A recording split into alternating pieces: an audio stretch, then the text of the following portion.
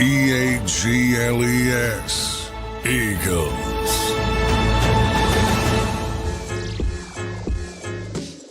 An absolute stone-cold stunner. The Philadelphia Eagles lose to the LA Chargers 22-19 in a crazy overtime finish. The Eagles were driving the ball down the field.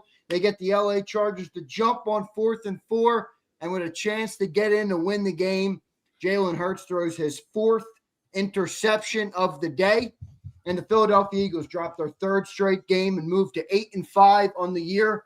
Final score 22 Chargers, 19 Philadelphia Eagles. Jalen Hurts 21-40 for 240, 0 touchdowns and 4 picks. Saquon Barkley 20 carries, 122. AJ 6 for 100. Justin Herbert 12-26, 139.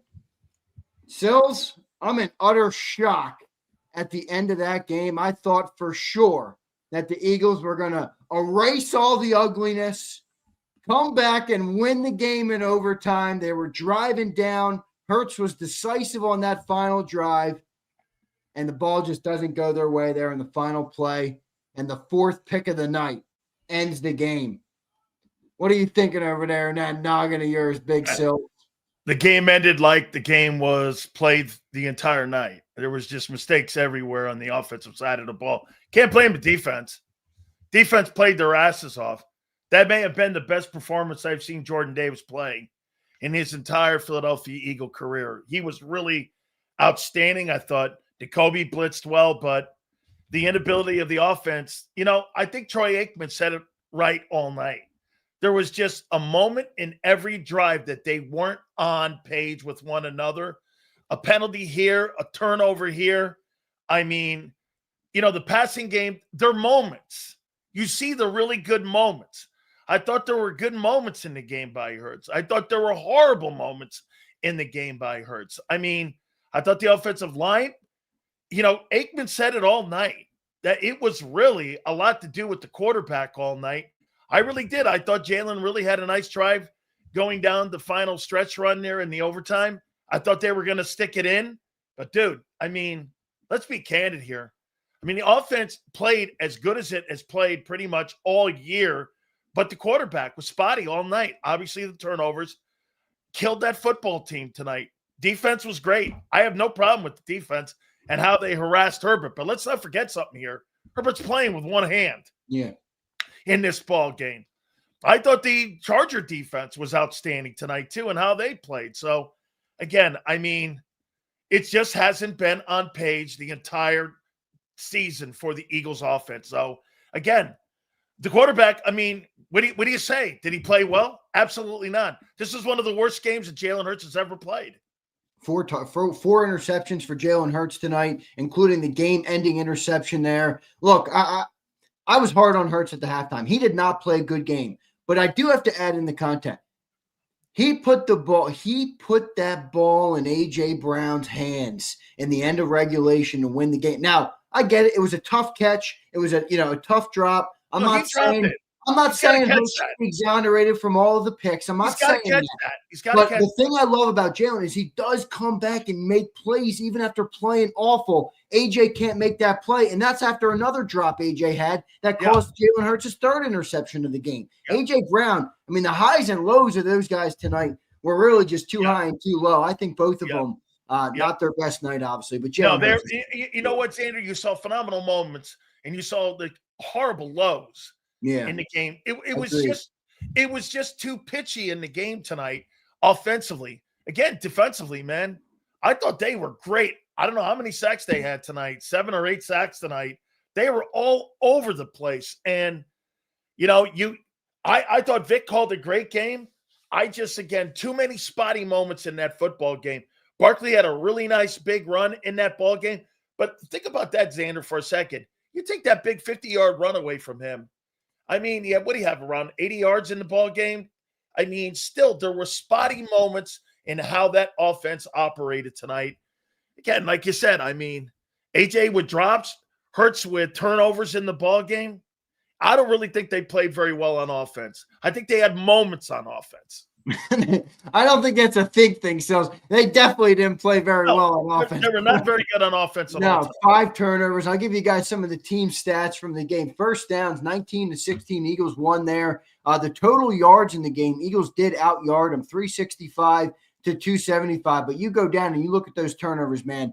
5 turnovers for the Philadelphia Eagles. This loss is on Hurts. Yeah, agreed. I mean, when you have 5 turnovers, because he had the fumble, he had the fumble too. Yeah, 2 turnovers in one play, which, hey, talk about, everyone says he makes history every time he's on the field. Well, that's history.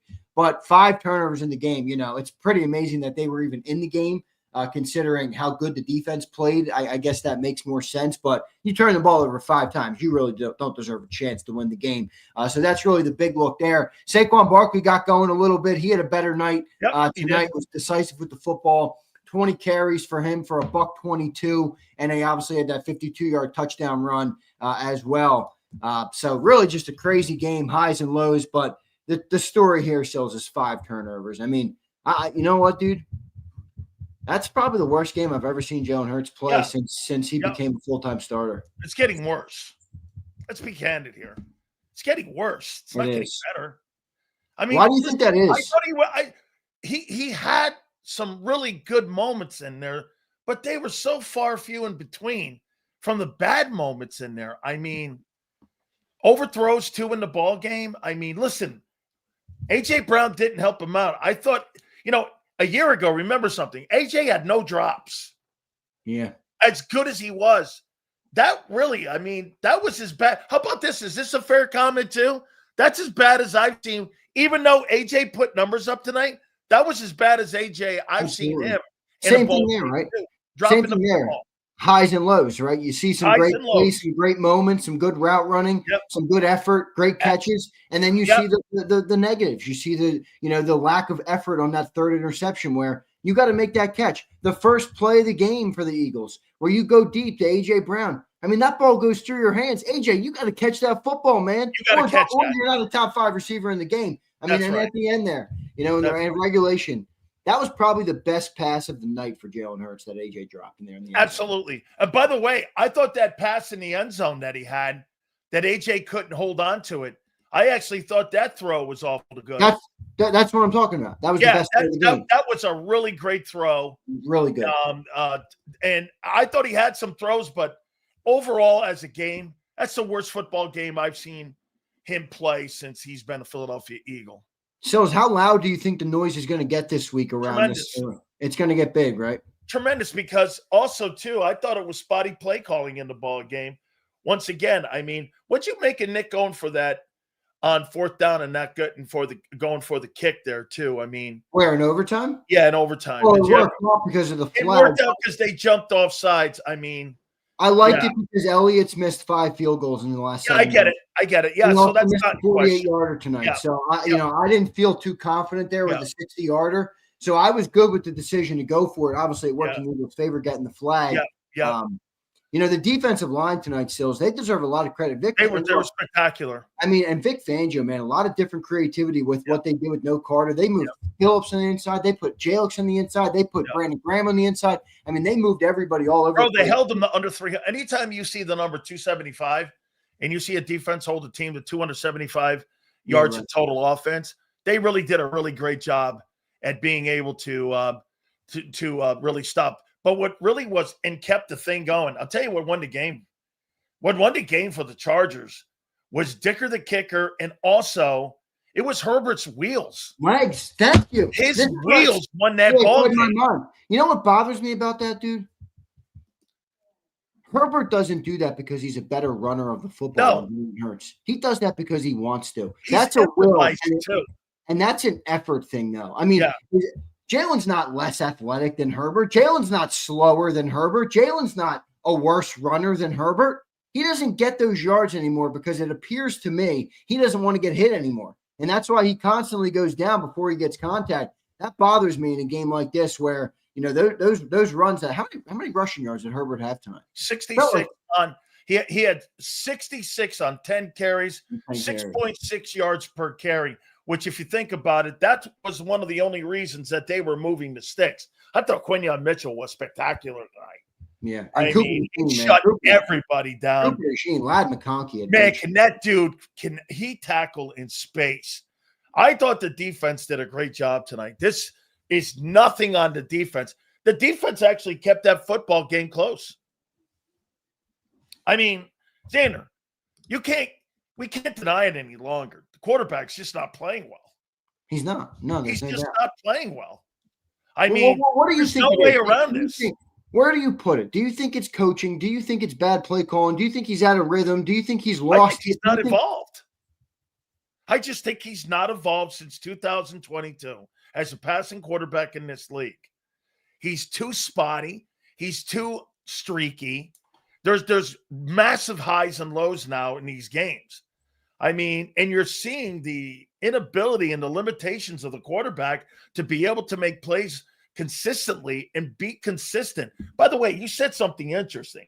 So when Herbert wasn't getting any passes down the field, like you said, man, he read the game, saw the game. He used his wheels to move the sticks. Hurts needs to do a lot more of that as well. Well, I mean, you saw it was tight defense all night on both sides. I mean, and Herbert's running with a broken arm, broken hand. Right, he's got a broken hand, and he's willing his team across the finish line. Sometimes that was a willed game. Sometimes that type of effort too is contagious, and it rubs off on your team and everybody around. The quarterback played with a broken hand tonight.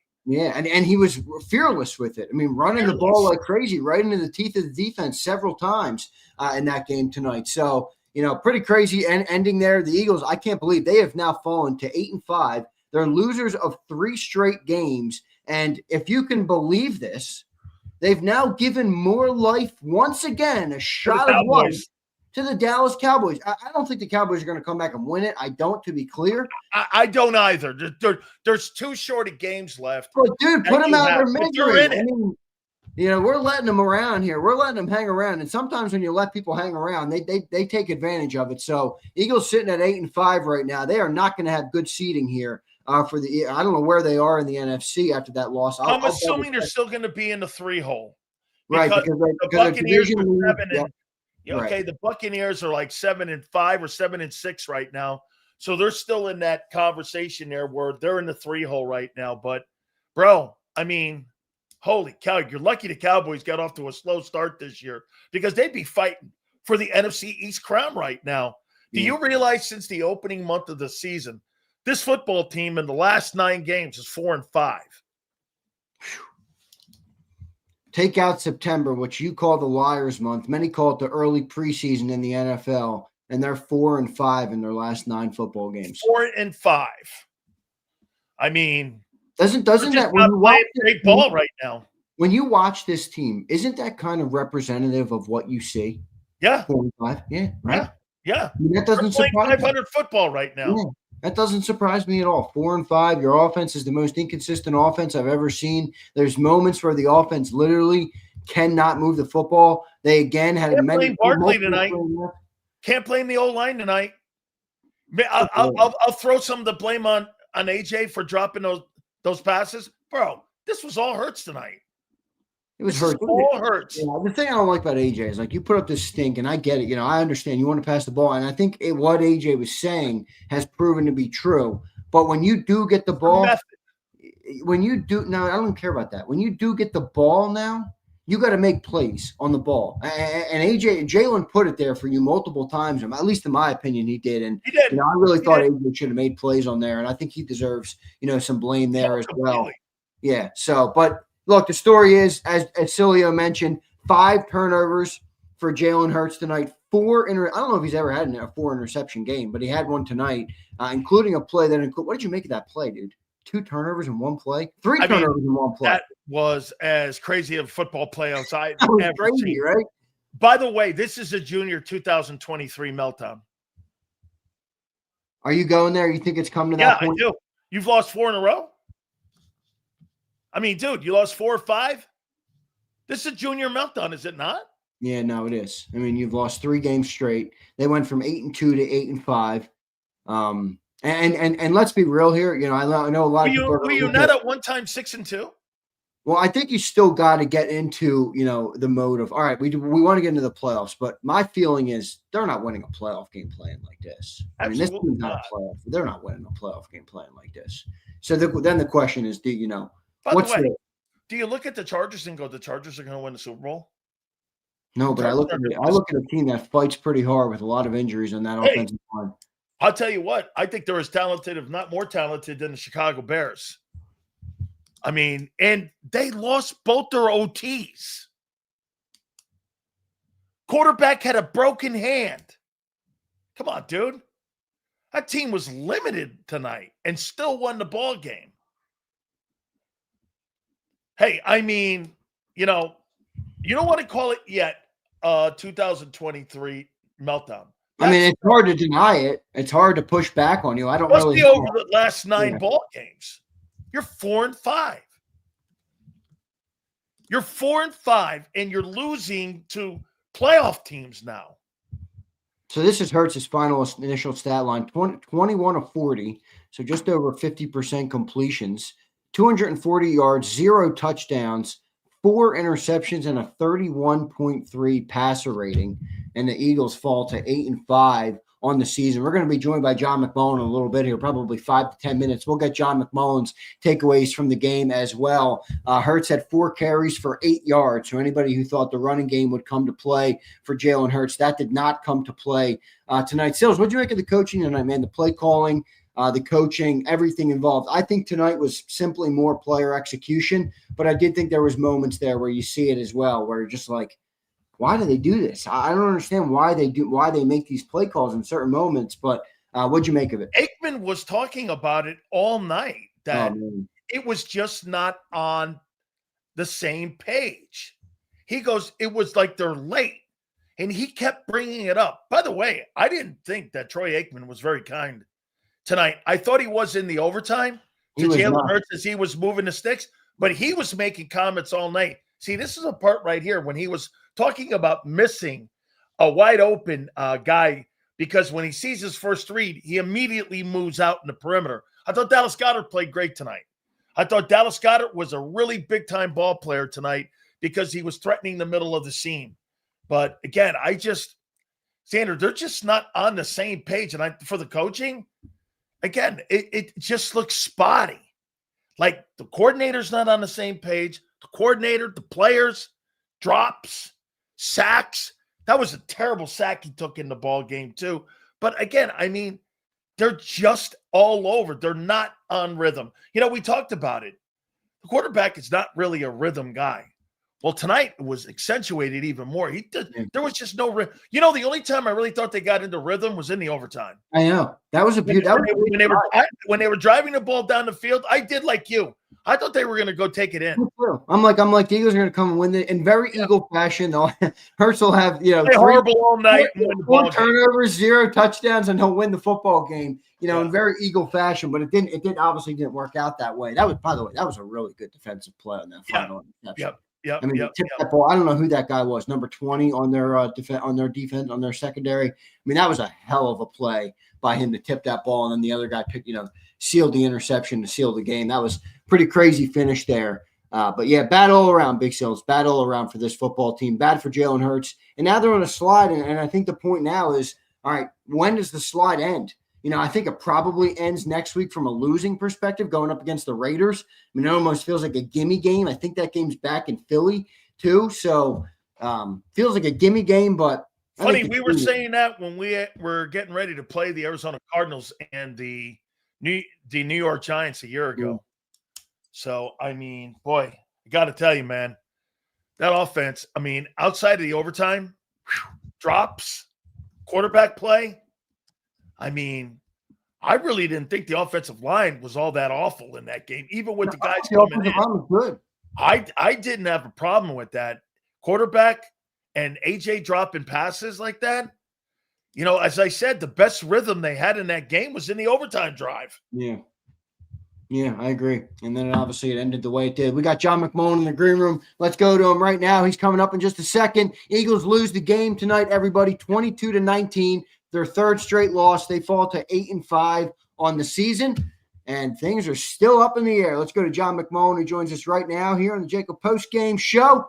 Johnny Mac, welcome in, brother. A crazy game that included 5 turnovers for Jalen Hurts and the Eagles offense, and they lose the game in overtime, 22-19. Welcome into the JAKIB Postgame Show, Johnny Mac.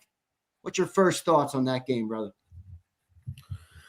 Well, you said it. I mean, you have to start with the turnovers, obviously. I mean, you talk about a quarterback who's come into the game with 2 interceptions all season, throws a career-high 4, fumbles it, turns it over twice on one sequence. You know, the interception fumbled by the Chargers. He gets it back. He fumbles again.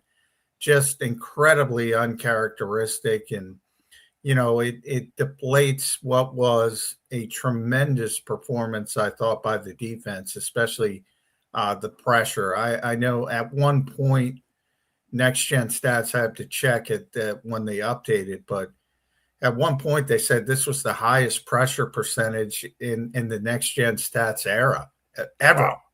Wow. That's how much. I mean, Justin Herbert, boy, is that guy tough, but he was under siege. They couldn't do anything in the passing game, and it became, you know, him running the football late and doing a couple of those zone reads where the Eagles weren't expecting that got him into field goal range. And also, you got to give a lot of credit to Cameron Dicker. You know, 101 of 103, under 50 yards in his career.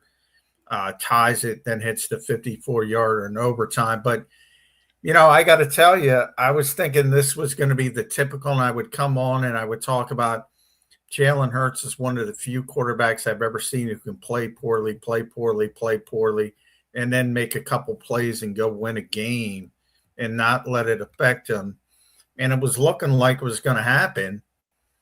And all of a sudden, Cam Hart reads that perfectly, peels off, tips the football. Tony Jefferson intercepts it. Game over. Chargers win. That throw to DeVonta Smith on, I think it was 3rd and 16. That was a dime. It's like, but, you know, I want to ask you guys, is it me or was he throwing the ball over the middle way more than he typically does? I thought he was targeting Goddard more, John. Of the Eagles. John, I thought he was targeting I'll be Goddard. Interested. And guess what?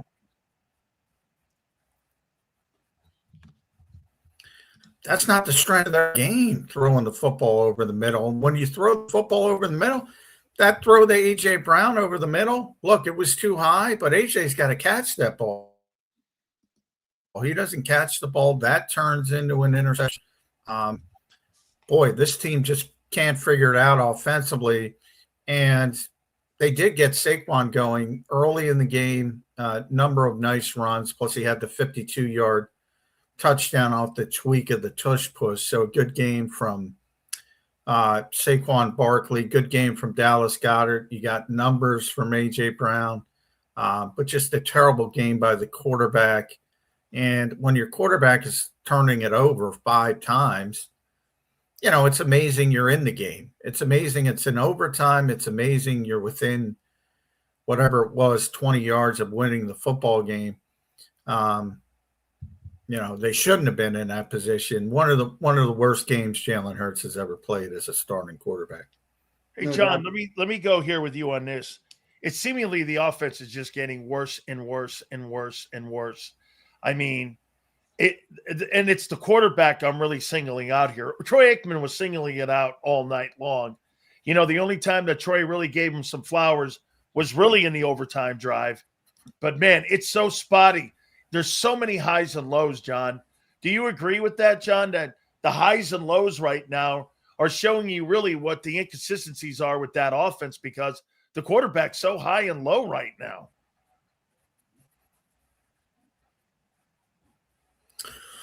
Well, yeah, I mean, it was to the nth degree. I mean, like I said, he turned it over 5 times. I mean, he turned it over 5 times coming into this game all season. So obviously that's got to be an outlier. That can't continue. You're not going to win football games. And this has been the Eagles' they put it out on their game notes and everything. We're 40-2 when we win the turnover battle. Yeah, they're 40-2 when they win the turnover battle. Well, when you turn it over 5 times, you don't win the turnover battle. And all of a sudden you're fighting uphill and you waste a great defensive performance by that defensive front. And I thought Vic Fangio did some interesting things to make up for Jalen Carter with some of the pass rushers inside. That's the most I've seen Vic blitz in a long time. Nakobe Dean did a tremendous job on the blitz. A lot of good things to talk about defensively. Cooper DeJean had Lad. I thought that was the most interesting matchup. I said on the pregame show coming into the game, Cooper DeJean just completely shut down Lad McConkey. Didn't give him room to breathe. Yeah. Was all over him. So a lot of positive things on defense. I thought Adoree Jackson had a heck of a game, especially early. And even Darius Slay, I saw, was on X saying, you know what? Adoree Jackson's playing pretty well.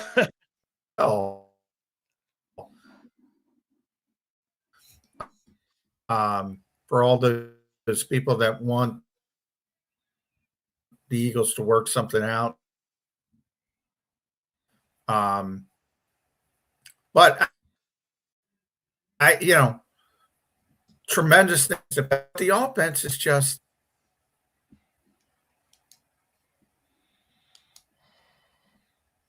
I'm losing you a little, John. If you want to try and I don't know if you want to try and reset, but I'm losing you a little bit there, J Mac. Let's see if we can reset with Johnny Mac. We'll try and reset with J Mac, and we'll get him in here. Sills, what other takeaways, man? I'm watching that game. You know what another bad decision was there in that final interception there?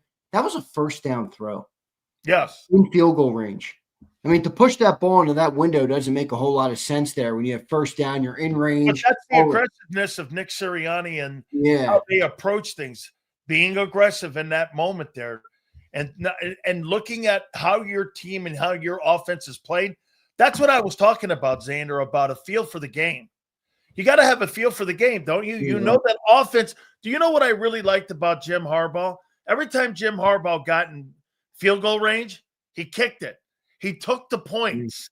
And guess what? When he took the points, that was the difference in the game. Even when he got down in the red zone. Zander, I thought he was going to go for it a couple times on 4th down. He took the points because he knew that both defenses were playing great football. That, to me, is a feel for the game. I agree with you. Being aggressive like that. John won't agree with you. John likes the aggressive. Well, that cost the Eagles the game. I know. And you're right. In a game like that where points were at a premium and your quarterback is banged up like the way Herbert was. That's right. You're right. That was good. You're playing with one-handed quarterback. You take the points. Yeah, no doubt about it. I still can't believe that we have a game here where Jalen Hurts has 5 turnovers in the football game, 4 interceptions. Look, I was kind of kidding when I said 3 turnovers. I was kind of kidding. I know you were. And I didn't really think we'd be in this no way. Yeah, I mean, you even went like this. You don't really believe that. And I'm like, but I did think I do have a lot of respect for that Charger defense. Well, that Charger defense is damn good, but I think a lot of them, they were given some gifts tonight too. Oh yeah. The Eagles did have their way in some areas there, and they just got too many gifts. Jalen just had a bad night, dude. I mean, he's had a bad stretch. Yeah, really bad stretch. Really bad. Like probably a 4 to 5 week stretch here that has been really bad. I haven't seen him really do much since we were up 21 on the Cowboys. I haven't really seen this offense do anything since you were against the Giants. When you come for 4 quarters. Right. Okay. Right. I mean, Johnny Mac is right though, bro. Yeah. That defensive football team, they absolutely kept that football team in this ball game tonight. Just a great job of defense. That's how you play defense, dude. Holding a team to 275 yards of total offense.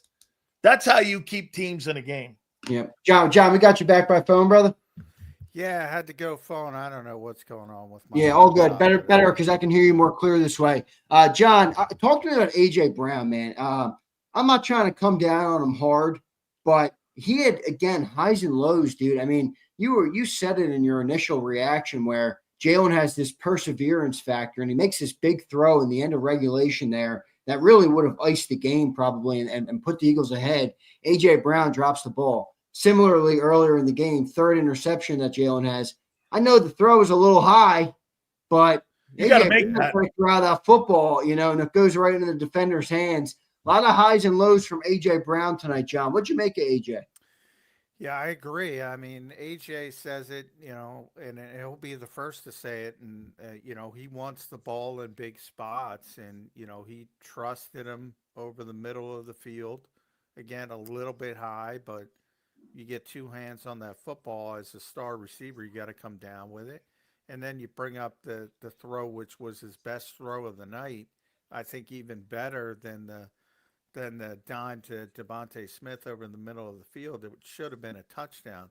I mean, that thing was perfect, and he didn't come up with it. And, he's the guy who says he wants the ball in big spots. Got to make plays then in those big spots.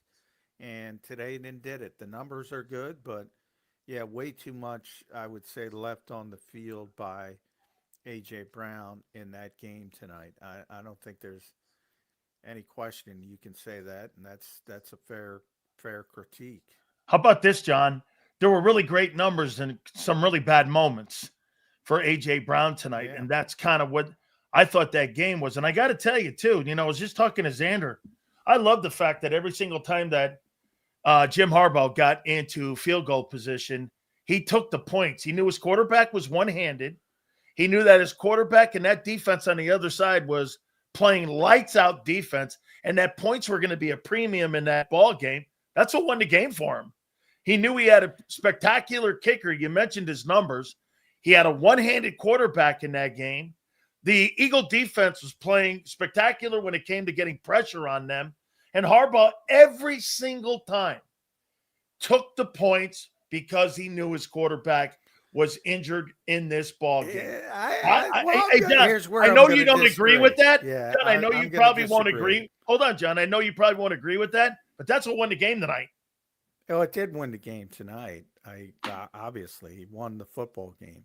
I thought, and I put it on X late in the game. I'm like, conservative Jim is going to lose this game for the Chargers, and it didn't work out that my problem isn't he won the game tonight. Obviously won the game tonight. You can win NFL games in many different instances, but if you play that way consistently, and I think he plays conservative way too consistently, it's going to bite you in the ass, especially in the modern NFL. Yeah, but John, he had two tackles out. He had both his offensive tackles out, and his quarterback with a broken hand. Yeah, but he plays this way all the time, Dan. Yeah, I'm just saying, it's not like he played this way because his two tackles were out and his quarterback. Yeah, he did, but he's conservative. He's conservative by nature. He's an old school guy. Not, some people believe in that. I think, again, the Eagles are in a position to win the game late because he's conservative. I mean, they turned it over 5 times, and you're playing in overtime. Now, in a typical NFL game, if you have that kind of advantage, now they turned it over a couple times, but if you turn over a team 5 times, how many times you win in the NFL? Yeah, not you much. need overtime. Yeah. So, but to your point, yeah, today, I mean, because Justin Herbert was obviously under siege and they couldn't block. And, if it's 4th and 3, you're probably going to lose it. So today, maybe it made more sense, but he's a conservative guy. Yes. And I think that's gonna bite him in the ass. How about this, John? Against better offenses. How about this, John? What really won that game tonight was Herbert's wheels and his toughness. Oh, yeah. I mean, his toughness was on display tonight. Oh, that guy's as tough as it comes. Boy, I'll tell you, Zander, that was impressive. I mean, and, I think people assume that big guys are just physical by nature. That's not always the case. He is a tough. He's huge, and obviously, you can see how put together he is. But he is just a big, tough guy, and he's tremendously athletic, which I think people don't realize because he can throw the ball so well when he's given the opportunity. Now today wasn't given the opportunity. And the Eagles, by the way, I've been talking about the front as the secondary was good as well. I mentioned Yeah. Cooper, but all those guys, Adoree Jackson, Reed too. Adoree's Marcus playing Epps good. Marcus Epps settled things down Yep. next to Reed, and Reed played well. Yep. Quinyon played well. That was kind of a ticky-tack pass interference call, I thought, late in the game.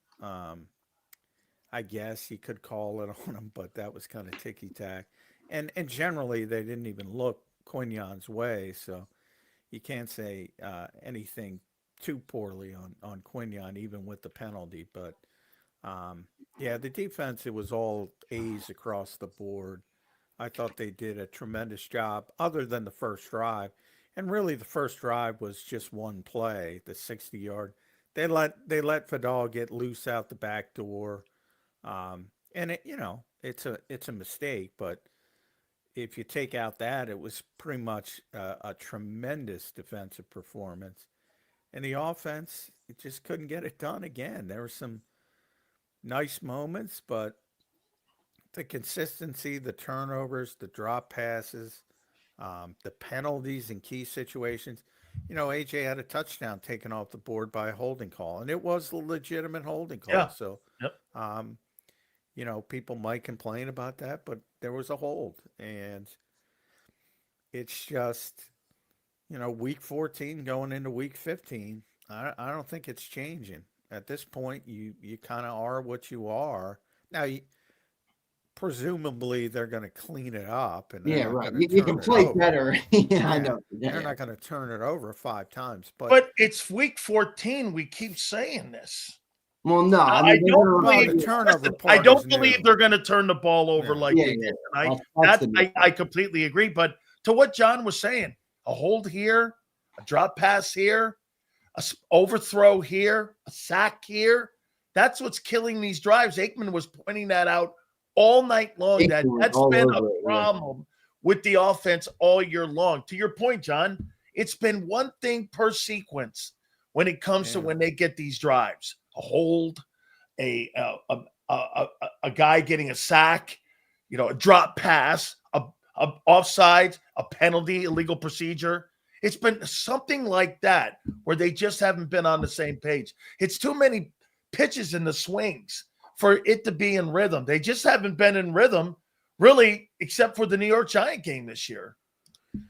Yeah, it's and it seems to be, I don't know. A lot of people made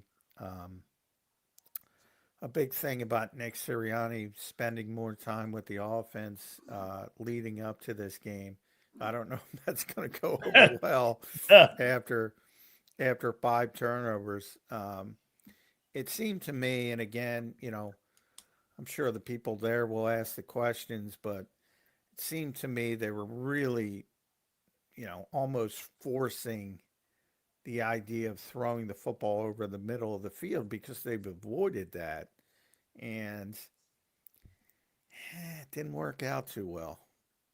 Didn't work out. And not all of it was Jalen's fault. A bunch of it was, because some of the early interceptions, he obviously didn't see the defensive lineman. And that happens. You've seen it with Alex Hunt picking other quarterbacks off. You don't expect that guy to be in coverage. But again, the AJ throw over the middle, probably got too greedy on the last one in overtime. He saw Jahan Dotson flash. I think it was Dotson, right? It wasn't. Yeah. It wasn't. John, the thing I didn't like about that is it was first down. First down, you're well in the field. Yeah, so that's a bad decision there to put that ball in that tight window. But that's it. You also have to give credit to it. That was I agree. That was a hell of a play. Because he saw what was happening. He had the guy underneath and he peeled off, and he just made a great play. So sometimes you have to also tip your hat to the opposing team, even though I know people don't like to do that. But that was a hell of a play by Cam Hart. John, do you think the offense is getting worse? Oh, yeah. Well, they're turning it over. I mean, it's one thing if you're conservative and you're boring and you're uncreative and all the shit that people say about this offense. and you don't turn it over, and you're in games and you win games and yada yada. When you start turning it over and you're not effective and you're not scoring points on top of it, yeah, you're getting worse, if anything. And they're probably getting worse, to be honest, in my opinion, because they're getting away from what they are, because they do hear the outside noise. Yeah, and they're right. trying to answer, even though they would never admit this, Correct. they're trying to answer all these critics and go up to have one of those days where Jalen Hurts can go up and, in the Pittsburgh game and say, is that what you wanted to see, or stuff like that. Um, you know, they're playing outside their comfort level, and when they play outside their comfort level, I think bad things happen. John, I asked Zander this question about 23, and I go, I don't know if it's a 23 type skid, but do you feel it? Do you feel like this is a 23 type skid where, listen, by far they should beat that Raider team, and I'm not suggesting in any way that they're going to stumble in that game, but 23, they stumbled against the Giants in a Cardinal team that I believe that year only had 4 wins. Now, I'm not saying that they're in that room. They've got a lot more experience than when they were in that 23 scenario, having coming off that Super Bowl. But, John, does it feel a little bit like that, or is it nowhere near that still in your eyes? No, I mean, look at the defense tonight. No, I just don't think the defense will allow 23 was happen. both sides of the ball, right, John? Right, 22. Yeah. It was more the defensive side of the ball. The offense actually had, like you mentioned, that Arizona game. They moved the ball really well against Arizona. They lost that game. It was 30-something to 30-something. I forget the exact score, but there were times through that the offense was humming. And then I think people look at the playoffs and forget that AJ got hurt in the week 18. Lane was out. Reed Blankenship was out. People forget that, and they had to play Avonte Maddox at safety. So they were up against it from a personnel standpoint in the playoffs. But yeah, I mean, this defense is just too on point, I think, to allow that. Now, if they show up next Sunday and lose to the Las Vegas Raiders, I might be speaking a whole lot differently. Yeah. I can't. I'm sitting here after watching another poor performance, and the only reason I give Las Vegas a chance is because it's the NFL, and I assume they're going to show up. But I mean, yeah, if they lose to that team, then it's time to hit the panic button. I told Zander on Bert's 365, look, if they lose this game by a field goal, and they lost this game by a field goal, there's no need to panic. They're going to win the NFC East, but the Cowboys dug themselves too big of a hole. Yeah. So it's not time to panic. It's not good. You want to win. They were in a position because Chicago lost to get back into number 1 or number 2 seed hunts, Right? Because they have all the tiebreakers over the Packers and the Lions and the Rams. They had a chance to get back in that hunt. Now they're out of that, and now it's just about keeping this number 3 seed. But no, I don't see any collapse for the rest of the regular season. Now, if they get into the playoffs and they lose in the first round by 40-7, then depending on your definition of collapse, that I guess that could be described as a collapse. Yeah, no doubt. John, I got to ask you about one play. We normally talk about the bigger trends of the game, but I got to ask you about that 3 turnover play. I know we talked about it a little bit at halftime, but you've watched a lot of football. Have you ever seen anything like that? I mean, Jalen throws a pick, then they fumble it. Jalen gets the ball, then he fumbles it. I mean, that was a wild play, man. What'd you make of that play? Now, there is an X site, and I'm trying to bring it up. Hey, John, remember the video that used to have the NFL follies? I thought that's what I was watching. Yeah, well, that definitely would be on NFL follies. But there's a quarterback Agami site for some reason, and that when something happens for the first time, right, And that has never happened before, according to them. Now, I can't speak to I don't know how professional that site is, but it claims that it's never happened before. And I can't think of it ever happening No, I've before. never seen that, John. Playing or covering, I've never seen anything like that. Yeah. So it's QB Gami on X, and it says we all did, in fact, just witness a moment of NFL history. Jalen Hurts becomes the first quarterback since the NFL started tracking turnovers, 1933, to record 2 turnovers on the same play. He then proceeded to throw another interception 2 plays later. So take that for what it's worth. Yeah, I mean, that's just it was just crazy, John. I've really gotten used to just not seeing those negative plays from Jalen Hurts. John, any concern? What's your concern level on the trend we've seen from Jalen? This is now a trend of bad football from Jalen Hurts. Yeah, it is. And he hasn't really had this kind of stretch before when it comes to turning over the football. Well, this was obviously a career high for him. I mean, he had 1 interception a couple weeks ago, and now he's throwing 4 in 1 game. So this is uncharacteristic to say the least. And I'm my first thing is be careful what you wish for, and you're getting it. And they're trying different things, and they're trying to push the football. And here you go. Yeah. Here you go. Yeah. Yeah, but I don't think you can put that all on outside noise, John. I mean, I think their style wasn't working, and this is where they've gone because the running game just hasn't worked at all. Is that fair or no? Hey, it's fair, but I think it's an off-season question, and I don't think you should have approached it until the off-season. Wait a minute, John. Zander, you wanted 40 attempts. Got him. 40 Zander, attempts and 4 picks. That's what John was telling you. Hey, you got to do something different. They did. Well, here you go. Bring me back to the 18 attempts, 0 tutties, 0 picks. Come on, man.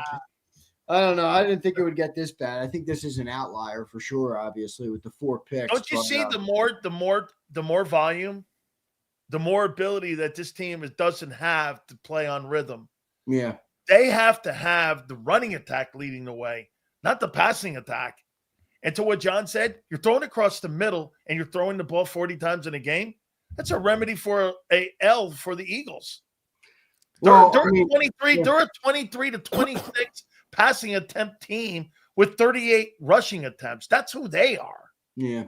And John, the crazy part is they were running the football effectively. Yeah, that's what I was about to say. I mean, they ran the ball for $120 tonight. Yeah. Well, I mean, 52 of it was on 1 play. But and by the way, to the point of that's a creative tweak, but people aren't going to address it because A, it worked, and B, it's the running game, and C, they lost the game. But that's a creative tweak. Creative doesn't necessarily mean it's not a synonym for success. In that case, it was on an individual play, but it doesn't necessarily mean, just like I always say, innovation. Everybody thinks all innovation is positive. Sometimes it's awful. In fact, 90% of the time, it's awful because people are looking, think of it in the business sense. How many businesses fail with innovation? 90% might be a little rich, no? Hey, John, when you go into the NovaCare, and I'm going to put you on the Dan Sileo show right now, and I'm going to ask you a question when you walk into that place and you're in the pit. What do you think the volume is going to be turned up on tomorrow and this week? Hurts or the coaching staff? Oh, the coaching staff. Well, from the perspective of the fan base, I assume, it's definitely because they want to protect the players. We've been through it. I mean, it's the natural inclination of fan base, not just Philadelphia, to protect the players. They want to protect the players because they love the players. They're invested in the players.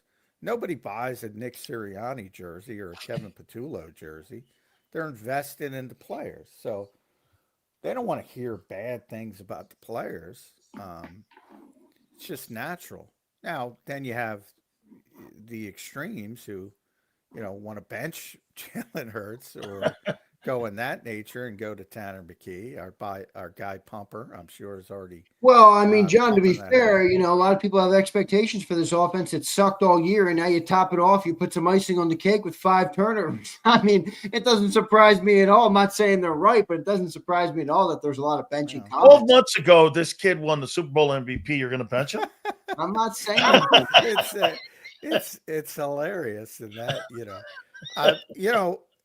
Yeah, but both of you guys there are can act some- like you there don't are understand the some- context There behind are that. there I mean, are some situations where you have legitimate quarterback questions. Although, any coach will tell you if you think you have 2 quarterbacks, you really don't have any, because if you don't clearly know who the best quarterback is in your system, in your team, in your town, whether it's the Super Bowl MVP or just some pedestrian, middle of the road quarterback.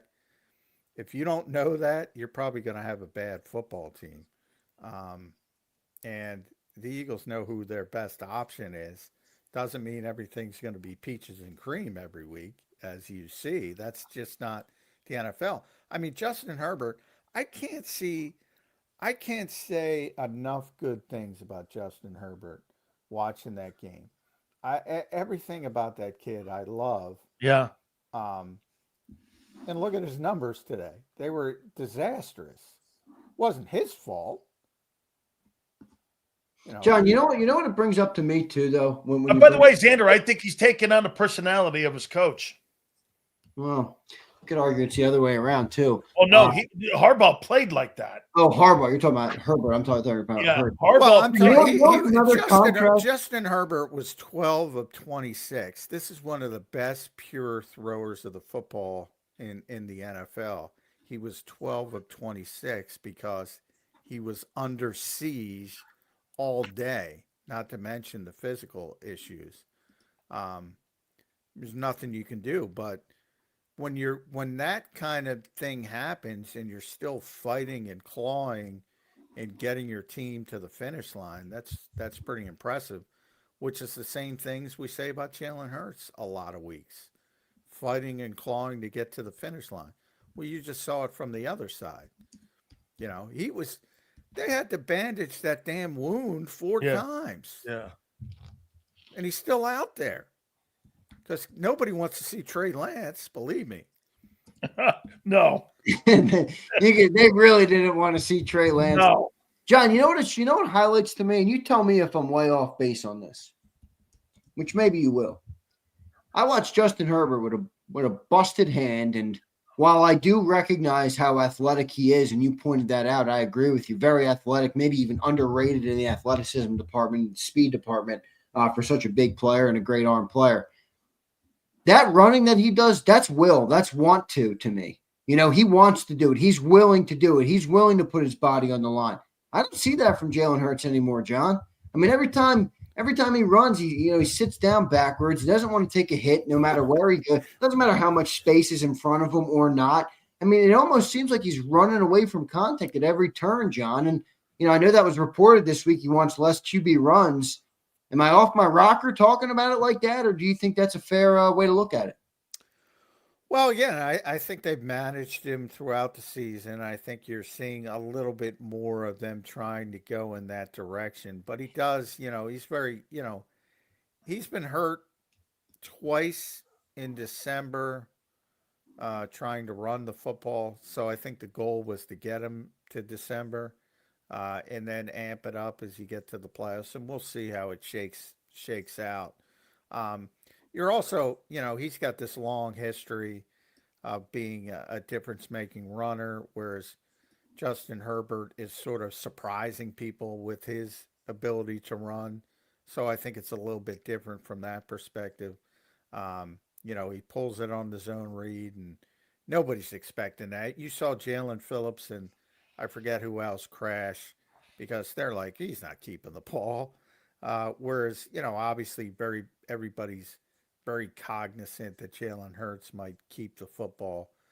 But yeah, I mean, when you go down, instead of putting your shoulder into somebody like he might have done when he was a younger player. But again, I don't necessarily think that's a good thing if you're a quarterback trying to initiate contact in the running game. I don't think that's a wise way to go about it. If Yeah, you I do think that, what works to me just highlighted though how Herbert's desire to win and Herbert's like I said, the will. I think it's there. I mean, you're running with a broken hand, John. I mean, yeah, I don't know. well, I I love Justin Herbert, but I think he's more gifted from a passing perspective. I don't think he is. Yes. But I mean, Jalen's won a heck of a lot more than Justin Herbert. I mean, that's the part that got Eagles fans so upset in the offseason when everybody would tell him Justin Herbert's a better quarterback, and he is. But that's what would get him upset because, I mean, the one thing I will never criticize Jalen Hurts for is his will to win. I mean, that's literally, I think that should be beyond reproach. Yeah, but doesn't it have to be point. exemplified in your play, John? Like if he doesn't Well, run the ball, I think it is. I think, I don't see him putting his body on the line like I saw Justin Herbert tonight, John. You know what, Zander? Are you taking a 9-game stretch right now, or are you taking 5 years of the guy playing and looking at his I'm not resume? trying to say that Jalen's never had it. I'm talking about right now. Oh, so you're saying he's making in your opinion, you think he's making business decisions? Yeah, it's a new thing. It's a new thing, but I do think it's happening. And I think tonight we saw McNabb changed his game up late in his career. I'm not saying you're not wrong. I've seen players. Well, everybody has. Change their game. Lamar's changed his game up. Everybody changed their game. Now Lamar sucks. Everybody does it eventually, either because they have to do it or because they get a little bit more savvy and understand, because they have been hurt in the past. Everybody gets to that point. But like I said, I'll criticize Jalen for a lot of things I have, and people hate me for it. But one thing I will never criticize him for, I can guarantee, is dude wants to win. I mean, I don't even. Hey, John, this is the worst. Wanting to win is a little different than doing what it takes to win, in my opinion. Hey, John, I'm not saying you're wrong. I'm just saying that's how I view it. Hey, John, this is the worst stretch you've seen him play over these. When do you say? Well, since he turned the corner, I would say yes. I mean, obviously early in his career when he took over for Carson Wentz, and there were some games early in 2021 which were pretty poor when he was a starter for the first time. But when he sort of turned the corner late in 2021, this is probably his poorest stretch, I would say, right now. Which is, I thought he was playing pretty efficiently early in the season, but it's kind of gone off the rails recently. And today, 5 turnovers. I mean, he won a whole year without 5 turnovers. Turned it over 5 times in a game. Man. John, anything else stick out to you in the game? We're going to open it up a little bit, bring everybody into the conversation, but I did want to just get your opinion, John, as you joined the post game. Anything else from the game stick out tonight, John? It is their 3rd straight loss. They fall to 8-5. I don't know how, John. You keep telling me, hang in there, no reason to overreact, no reason to be concerned, no reason to think of collapse. I don't know, John. It's getting harder to stay on the rails, my friend. Any other thoughts you had on the game, brother? Well, again, it depends on your definition of collapse. I mean, my definition doesn't include the playoffs, and they're going to make the playoffs. So that's why I say I'm not too concerned about a full-fledged. Plus, the Las Vegas Raiders are coming to town. Maybe Pete Carroll will be concerned about covering the spread, but other than that, he's not going to win the football game. So, I mean, and they get to play Washington twice, which just got shut out by the J.J. McCarthy-led Vikings. I mean, if they lose those kinds of games, then, revisit, check in with me, and I'll say, well, all right, it's time can't to. find where your confidence in the offense is coming from. I mean, it doesn't matter who they've played; they can't move the ball. Well, it does matter who you play, because if you play one of the worst teams, no, I'm saying in the past it hasn't mattered. They haven't moved the ball on freaking anybody except the Vikings and the Giants. Well, it's not a good offense. I think we can all agree with that. Yeah. I think that should be stipulated, but it wasn't a great offense last year. It was held up by the crutch of the running game. And who knows? You had some positive signs with the running game. So if you want some positivity, and the good news is the positivity bunny didn't work, so it'll be gone. So you don't have to worry about him. But they ran the football with Saquon Barkley, and it wasn't just the 52-yard run. They had some other nice runs. So maybe they started to get that under control. And that's really the key to this offense, because they're not going to be able to throw the football in a high volume way. And I don't know why everybody, after watching tonight, but I will hear it all next week.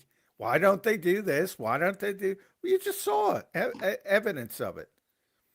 And I've been Team AJ forever since he got here. I'm done listening to AJ Brown. Catch the ball, dude. Catch the ball, dude. Catch the ball. That's what you want. High leverage situations, catch the ball. You want the ball in your hands at the biggest moments? Catch the football. Help your quarterback who's struggling by catching that football in the middle of the field. Be hard for me to blame Jalen if he lost a little bit of, that blind faith in him after tonight. He drops the one with a pick, and then he drops the one at the end of the game to potentially seal it. And we're having a much different post-game show at this point. All right, gentlemen, good conversation here. We're going to have to look at some of the great people of JAKIB Nation. These super chats are going to be rare form is my guess. Let's go to Carver to start it off. James Carver's a smart fan. He says, every AJ drop wasn't on AJ. One was good rip of the right arm, and the others were extremely poor throws that were as high as the Grateful Dead concert or so far out in front of AJ needed to be benched for the Mormon missile. So Carver is giving some excuses for AJ Brown. Well, the two I'm talking about and the one was high, but that's a play AJ makes, and the other one in the end zone. I mean, come on, that was Jalen Hurts' best throw of the night. Yeah. You couldn't have driven the ball and handed to him better than that. Got to make that catch. If you want to be in the same conversation with Jamar Chase and those guys, got to make that catch. Well, hey, John, they're just not in together right now. AJ Brown and Hurts, they're just not on the same page. And you see it in the throws. You see it in the confidence in both guys. Both guys have very little confidence with one another. I mean, I watched Matthew Stafford throwing the football to DeVonta Adams and Puka Nacua. I mean, they have everything down. And I'm not comparing Hurts' arm in any way whatsoever to a guy who's one of the greatest throwers of the football. But you can see confidence when you know what you're looking at when two guys are all on the same page with one another.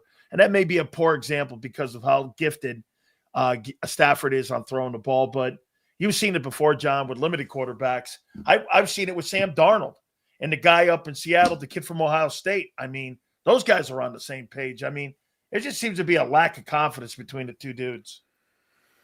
Yeah, well, I think there's a lack of continuity with this passing offense as a whole. And I think that's built over a long period of time because of the stuff we've talked about for a long period of time. The ball doesn't come out on time. And, then the angst starts to grow and things like that. And they always have these moments, but they're not consistent. And they've never been consistent. They've never been consistent. Never. Guys, where do the Eagles go from here? I mean, I know we talk about you're not going to make big change. I agree with both of you. I get that. That's not the time. But where do you act? Are we literally down to just hope, right? I mean, that's what it is. What you do is you put this game out of mind. You have You got to get over this, and you got You're to move on to the Raiders. If you're the Eagles coaching staff and you don't want to change anything, you're hoping the team executes better, right, John? Yeah. Well, I mean, that's not a word that is thrown around. They won't use it because it's not correct for them because it's not a strategy. Yeah, because again, teams have to be different than the emotion. You got to go back to work. Yeah, tomorrow. Man. The coaches will be watching this. It's Raider week. Playing. Yeah, and it's a short week, and you got to turn the page quickly, and you got to get ready. And that's actually a luxury in the NFL because you can't hold on to it that long because you got to start preparing. Like for fans, it's like, all right, they go from one game to the next game, and there's all this time in between. No, they have to prepare for the Raiders, and they have to game plan and do all that stuff. And they're trying to improve every week. I mean, that's the goal. That's why they always talk about the process. Win or lose, the process stays the same because that's what the NFL is. And if you don't adhere to that and you are emotional, you got no shot. To me, you guys are saying it nicer. It's hope. They're hoping that they start executing better. They're hoping that starts working. Tanner, you are who you are right now, dude. You're not anybody different. They're not changing shit. They're hoping it works better. Okay. Well, that's right. I mean, am I crazy? That's what it sounds like. Dude, you guys. Well, I don't think that's the right way. Like, when they talk about mental errors or mistakes, they put the numbers on the film, the Eagles, and they point it out, and you drum it into the guys' heads, and you hope it clicks. And there's that word, baby. What? Hope, Johnny, man.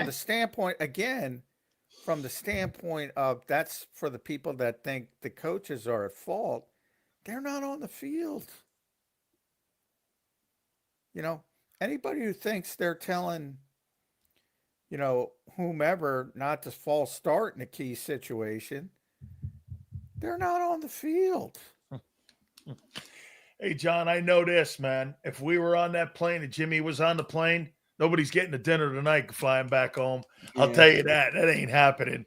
All them drops. They're eating dinner. You ain't eating dinner on the plane flight home. And Dan was a player. And so I'm sure he's heard this many, many times. I say players over plays. Yep. Jimmy's and Joe's over X's and O's. There's a million different ways you can say it, but it's always the same thing.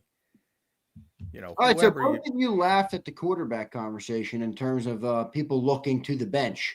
At what point does that conversation become real to either of you? Zero. Not this. No. Zero. Zander.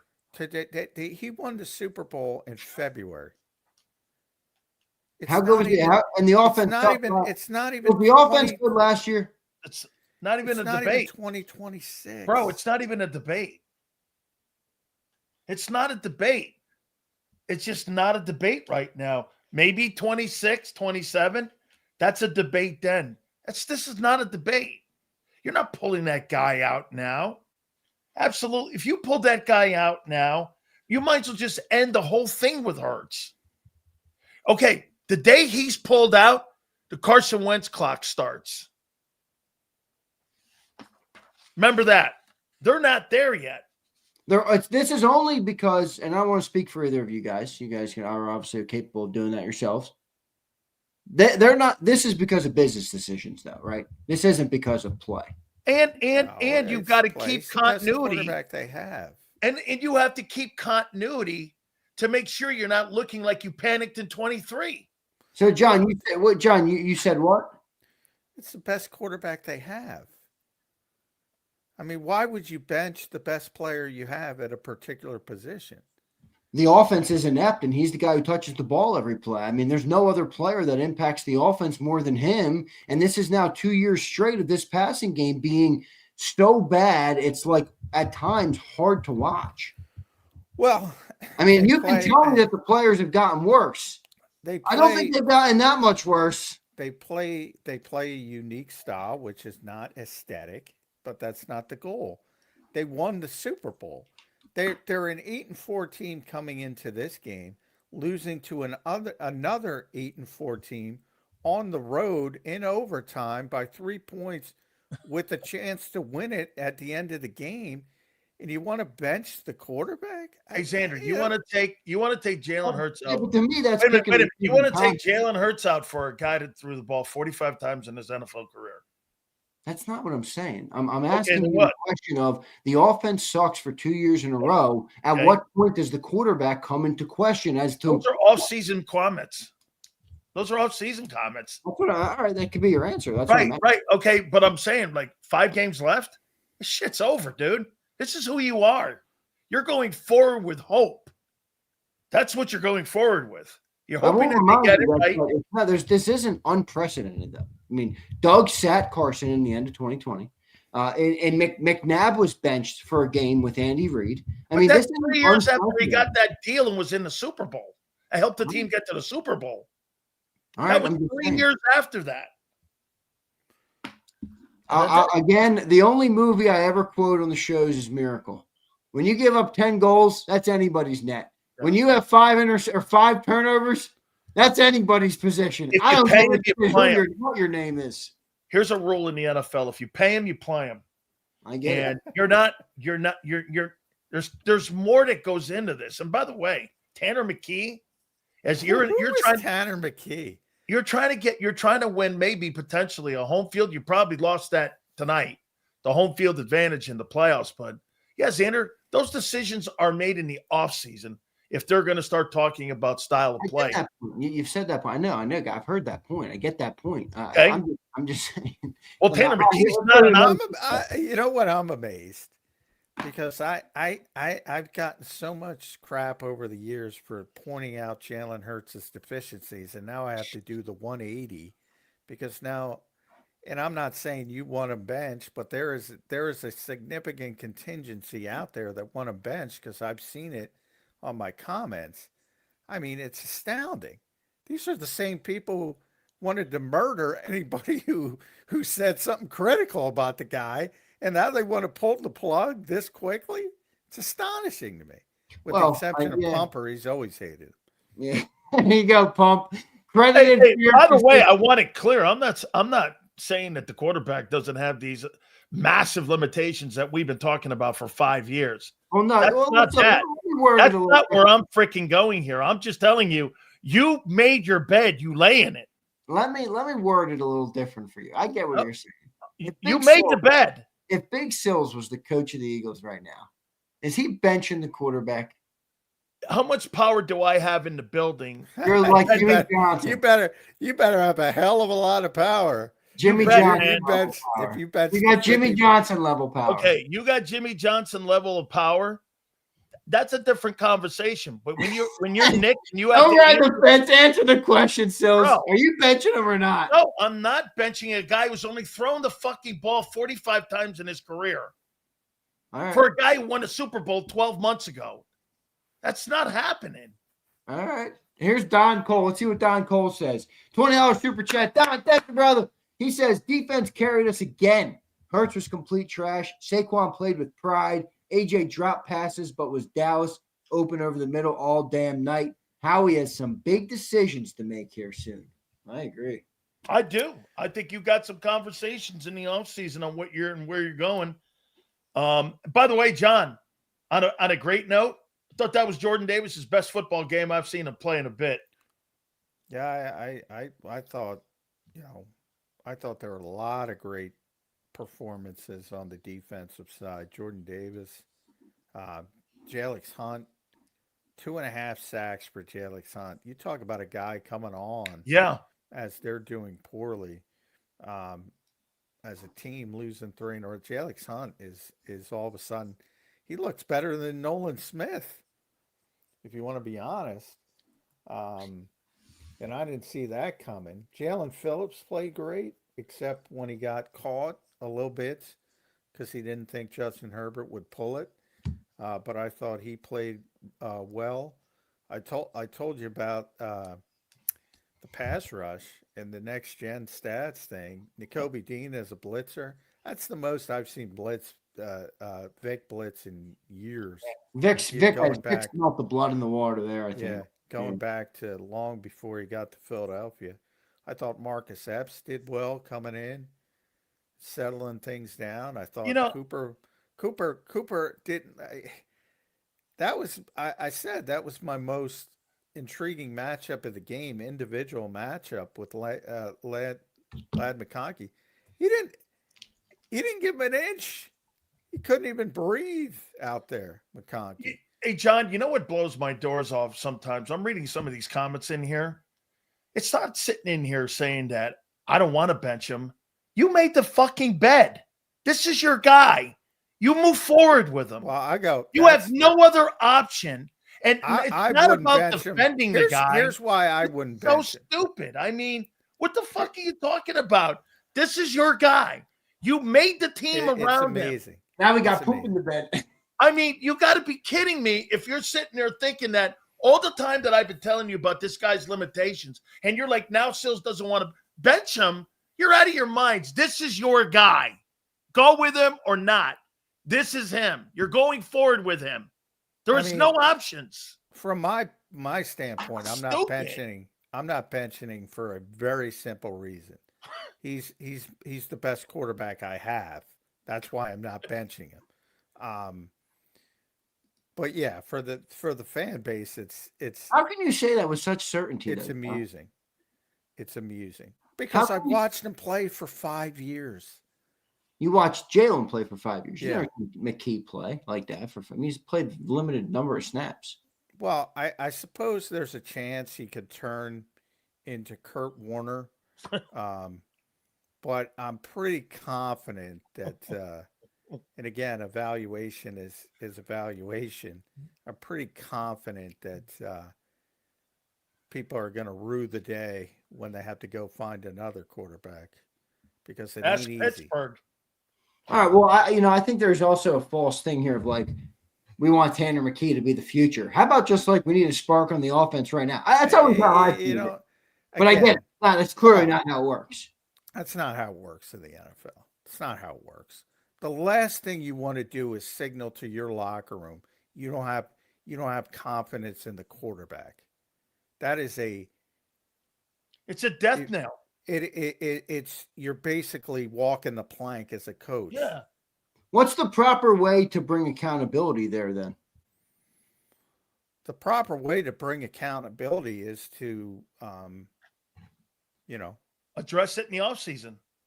Address it week to week. And as far as the film room and all that, you don't say, hey, Jalen, nice interception. I mean, you correct the mistakes and you move on to the next week. But I mean, I think you're looking at like, forget about high level quarterbacks. Think about the Kirk Cousins of the world, somebody who was right at that above average level for 15 years. Nobody ever talked about benching Kirk Cousins because if you have a quarterback who can play, you hold on to him like grim death. Because the last thing you want to be is in the Cleveland situation, the Minnesota situation, the Tennessee situation, Pittsburgh for years trying to find a successor to Ben Roethlisberger.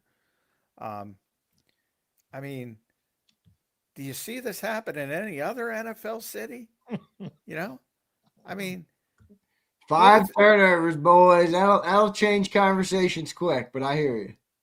It ain't happening. It ain't happening anywhere. All right, it's fine, Scott. Look, I think it's fair to talk about it, and you guys saying that it's a dumb idea is also fair as well. I don't think it has to be one way or the other. Have you seen a $50 million quarterback bench this year? Kyler Murray, soft benched.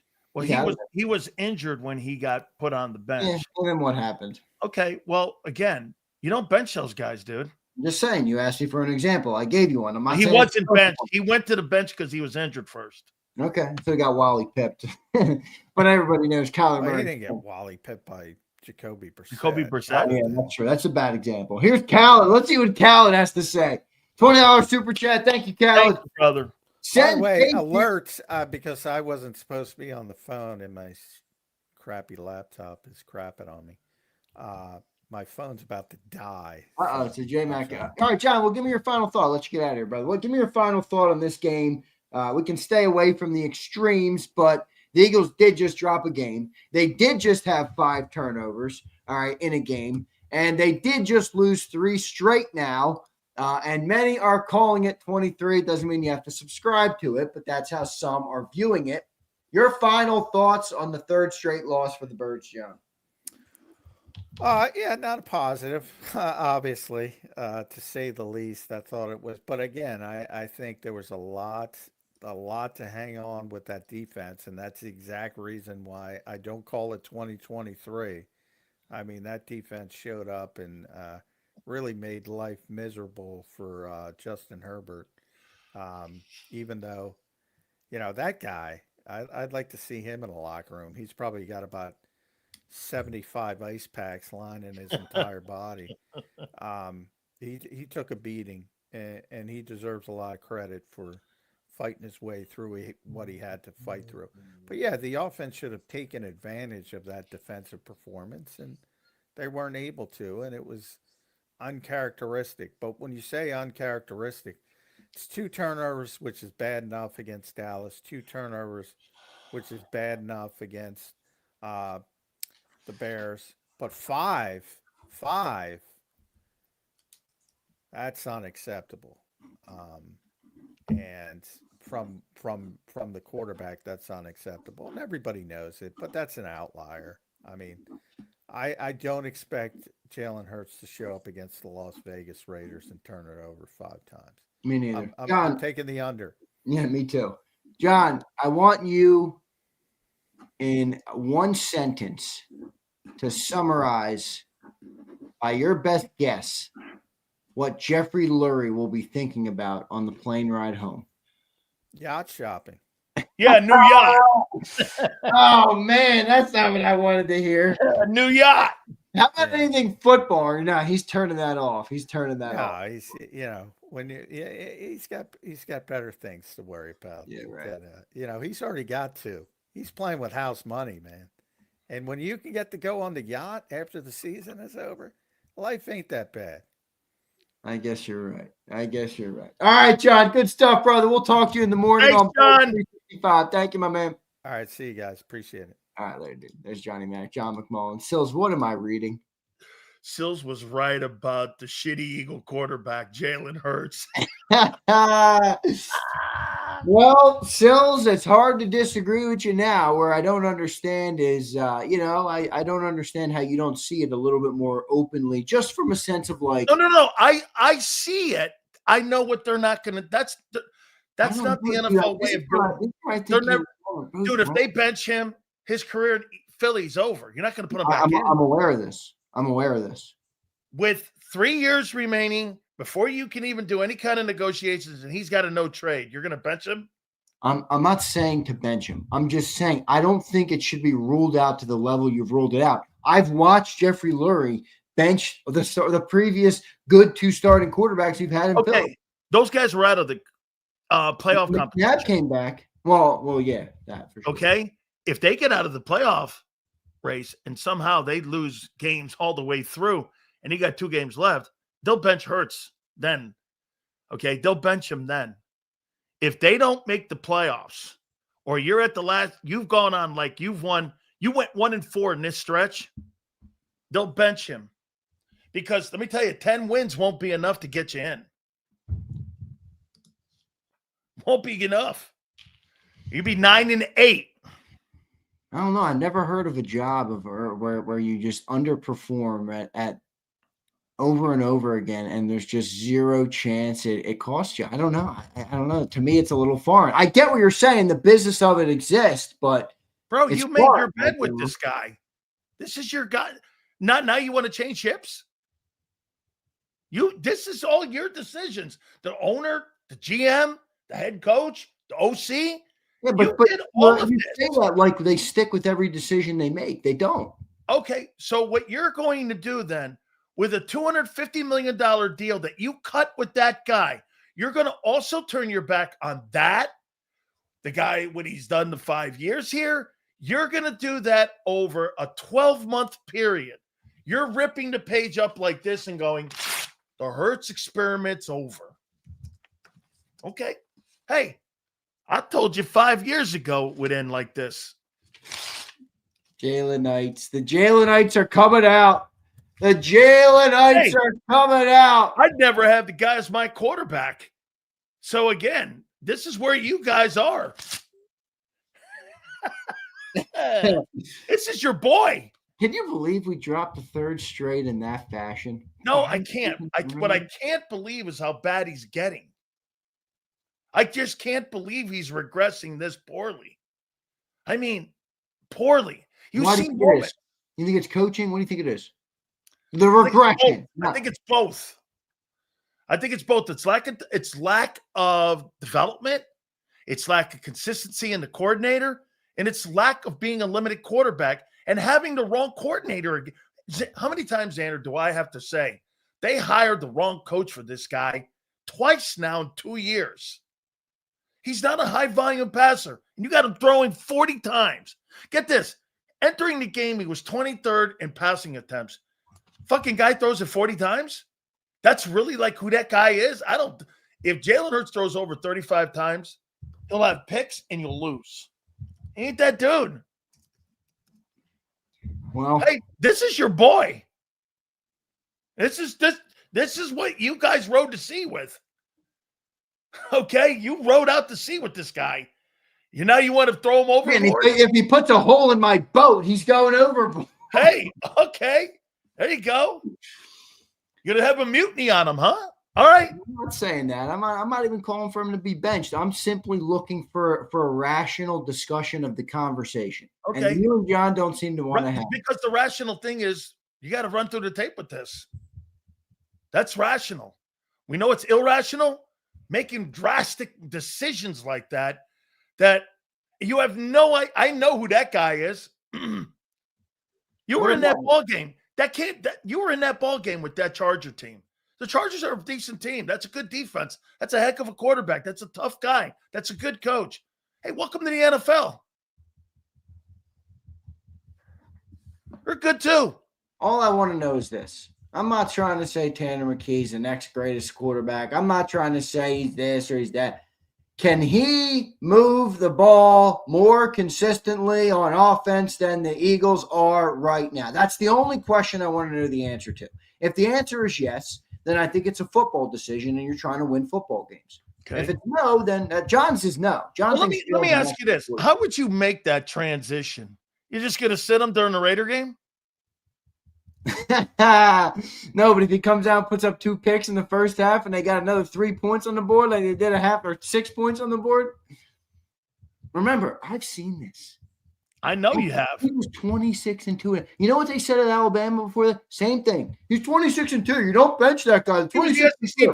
Nick Saban said, I got to win a football game. Bench. Yeah, there's only one difference. There's a $250 million trade thing in this whole thing. But that again highlights my point. It's only business related. It's got nothing to do with football. That's completely true. The only reason he's not sitting his ass on the bench is the money and the no trade. Because you know what this is your boy, man. These people crying in the chat. TH. 5 interceptions, 5 turnovers, TH. 5 of them. You think you're going to win football games with that? 5 of them. Hey. 1 game passing, 40 attempts, 5 turnovers. Oh, my God. He's really getting mackerel. Bro, this guy's getting worse. Hey, M. Reyes. Hey, M. Reyes, where are you? Where are you, boss? Where's M. Reyes? They're coming out. Yeah, it's a coordinator. I'm sure it's you're gonna AJ's to blame tonight too. He's to blame too. He had some drops in this ball game. Coordinator was terrible in this game as well. The whole thing, man, was wobbly. Wobbly offense right now. I love this. The Jalenites are. It took them how long? 90 minutes. They were in hiding for 90 minutes, and they are back. Bring it on, everybody. I can't wait. I can't wait to see you defend your boy all night. It's going to be a good post-game show. By the way, post-game show, all of the haters and the suckers and the losers Sills, I open it up to him every week. Every week. Anybody can join. All the haters, they never show up. I don't understand why. They never show up. Zander, let me ask you an important question here. All right, let me hear it. You think you think he's gonna get better? Jalen Hurts, when? This year? You filling in. Remember, I'm asking you the question. You think he gets better? I think he is who he is. I mean, he's 6 years in the league now. You 6 years, right? Yeah. I mean, you can get better at your skill set, but your skill set and smarter. Right. Smarter. Your skill set doesn't change. Your skill set doesn't change. That's correct. Right. You're not going to get any better. This is who he is. Right. His best year was 2022. Yeah, that's true. Well, that's 3 years ago. I mean, and don't you think he's gotten worse as a passer over the last 3 years? I mean, I don't know what people were watching. I mean, I'm sorry, folks, and I don't mean to be taking victory laps here upon you, but I've seen this shit the whole time watching this kid play. He's getting worse. He's not getting better. All right, so we talked when there were 5 games left, and we predicted the record in the final 5. Now that they've lost the game to the Chargers, they have 4 games left. 3 of them are to teams with not only bad records, but some of the worst records in pro football with 2 and 3 wins. Did you see the Charger finish? They got like KC, Denver, Dallas.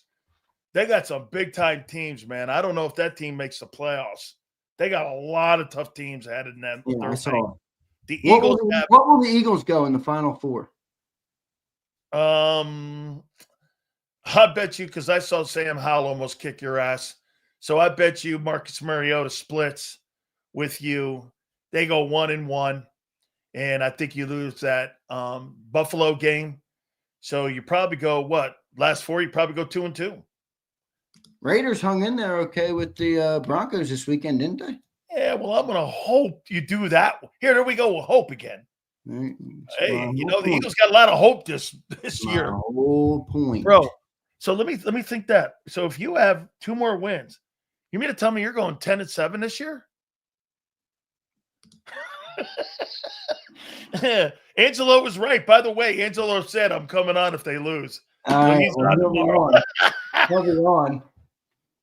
I By don't the way, know. Howard Eskin's on too tomorrow. All right, Sills, what are your final thoughts here, brother? Bro, you gotta rally the troops here, man. That was a terrible effort on offense. By the way, you know what I'd be doing if I was the defensive guys? I'd be starting to get pissed off.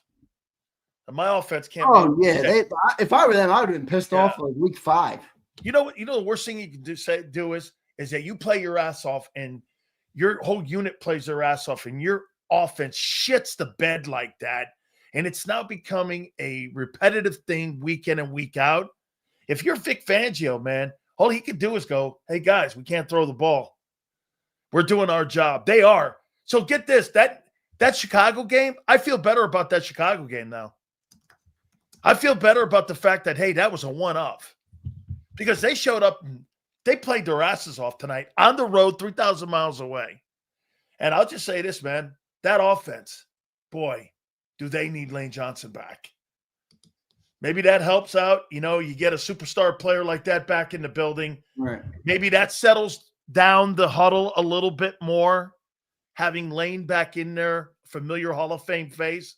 He should probably come back. Maybe that's why the eyes came out on his Twitter feed. So maybe next week he comes back for the Raider game. But, dude, that offense is in a free fall. The only thing keeping you afloat right now, the only thing you have as a life preserver is Vic Fangio. Yeah, and soon he's going to buckle too. I mean, and I can't blame him. I mean, listen, I want you to understand one thing, though. Your premise is not wrong. There's just more to that. I don't really have it. I'm just trying to have I just think it's all good conversation. You built your whole fucking team around Jalen Hurts. You built your whole organization really almost around the kid. Yeah, but do you really believe the team is built around Jalen Hurts?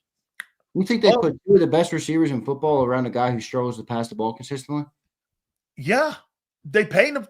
Well, Zander, then you don't pay a guy at the time the highest contract in the history of the league. I get it. I'm just saying. I mean, add that though with all the things you say about coaches. They hire coaches for Nick. They don't hire. Why don't they hire an RPO coach? If they were so committed to Jalen Hurts, why don't they hire an RPO coach? Xander, these are all questions I asked throughout the year. Yeah, I know. I mean, I now again, this is their dude. This is their guy. I will This say is there's their one, pilot. there's one thing I think John severely was off on. Jeffrey Lurie is not looking at this like house money. No way. He is not looking at this like, oh, we won 2 Super Bowls, so I don't have to do anything. No, Jeffrey Lurie hates having a bad football Let me tell you team. something. He hates having a bad offense, and he hates the way this He team comes plays. away from that game pissed off at Hurts's play and AJ's play. I guarantee you that. 100%. 100%. Okay. Landon Dickerson gutted it out. I thought he fucking was I'm a little pissed at man. AJ too. I mean, you made a little big stink here, and you dropped some passes tonight, man. I know they weren't perfect passes, but that's the Bro, NFL. that one that he threw over his shoulder in the bucket. Oh, that was a perfect. That guy's got to catch that pass. That's a touchdown. That was a dime. Bro, man. you got to catch that. Like you said, Xander, you put a bigger target on your back when you big noise. When you got big noise, there's a bigger bullseye on you. You got to fucking catch those kind of passes. Absolutely. Absolutely. All right, Big Sills, I'm going to talk to the people. I got to rattle off 65 super chats coming up next here on JAKIB Sports. Whoa.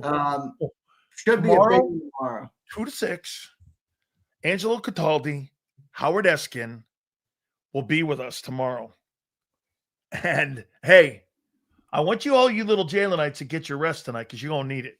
Yeah. Because let me tell you, Xander, you made your bed. It's your boy. I'll see you tomorrow. I didn't make shit. All right. I didn't make shit. All right. This is their boy. I'm just a commenter. All right, Sills. Good stuff, brother. I'll catch you tomorrow. I'll see you, brother. Have a great one, man. I'll see you. All right, dude. Later. There's Big Sills joining us here on the post-game show. Eagles lose the game in overtime, 22-19. The greatness of Jalen Hurts delivers 5 turnovers. 5 turnovers. Boy, if it wasn't for that defense, you're lucky to even be in the game, folks. You're lucky AJ even had a chance on the ball in the end zone at the end of regulation. And you have 5 turnovers. You shouldn't be expected to be in a football game, right? You shouldn't be expected to be in a football game with 5 turnovers. But here come all the odd hominem attacks, all the red herrings. Oh, no, look over here. Look over here. This is why Xander's dumb, because he went to Alabama, and he's dumb because he has a silver spoon. Don't look at the attack. Don't look at the merit of the conversation. Come on, man. All of you guys. We need some real honesty. All right? We need some real honesty in this fan base again.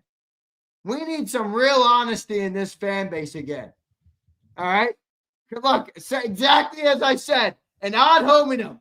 Oh, shut your bald ass up. Yeah, let me attack the person because I can't attack what they're saying. Same with your dumb ass, Sean. Sean, look at your raggedy ass, Sean. You got plenty there to keep you busy, buddy. What are you chirping at, Sean? You nasty ass looking dude. Let's go to the Supers.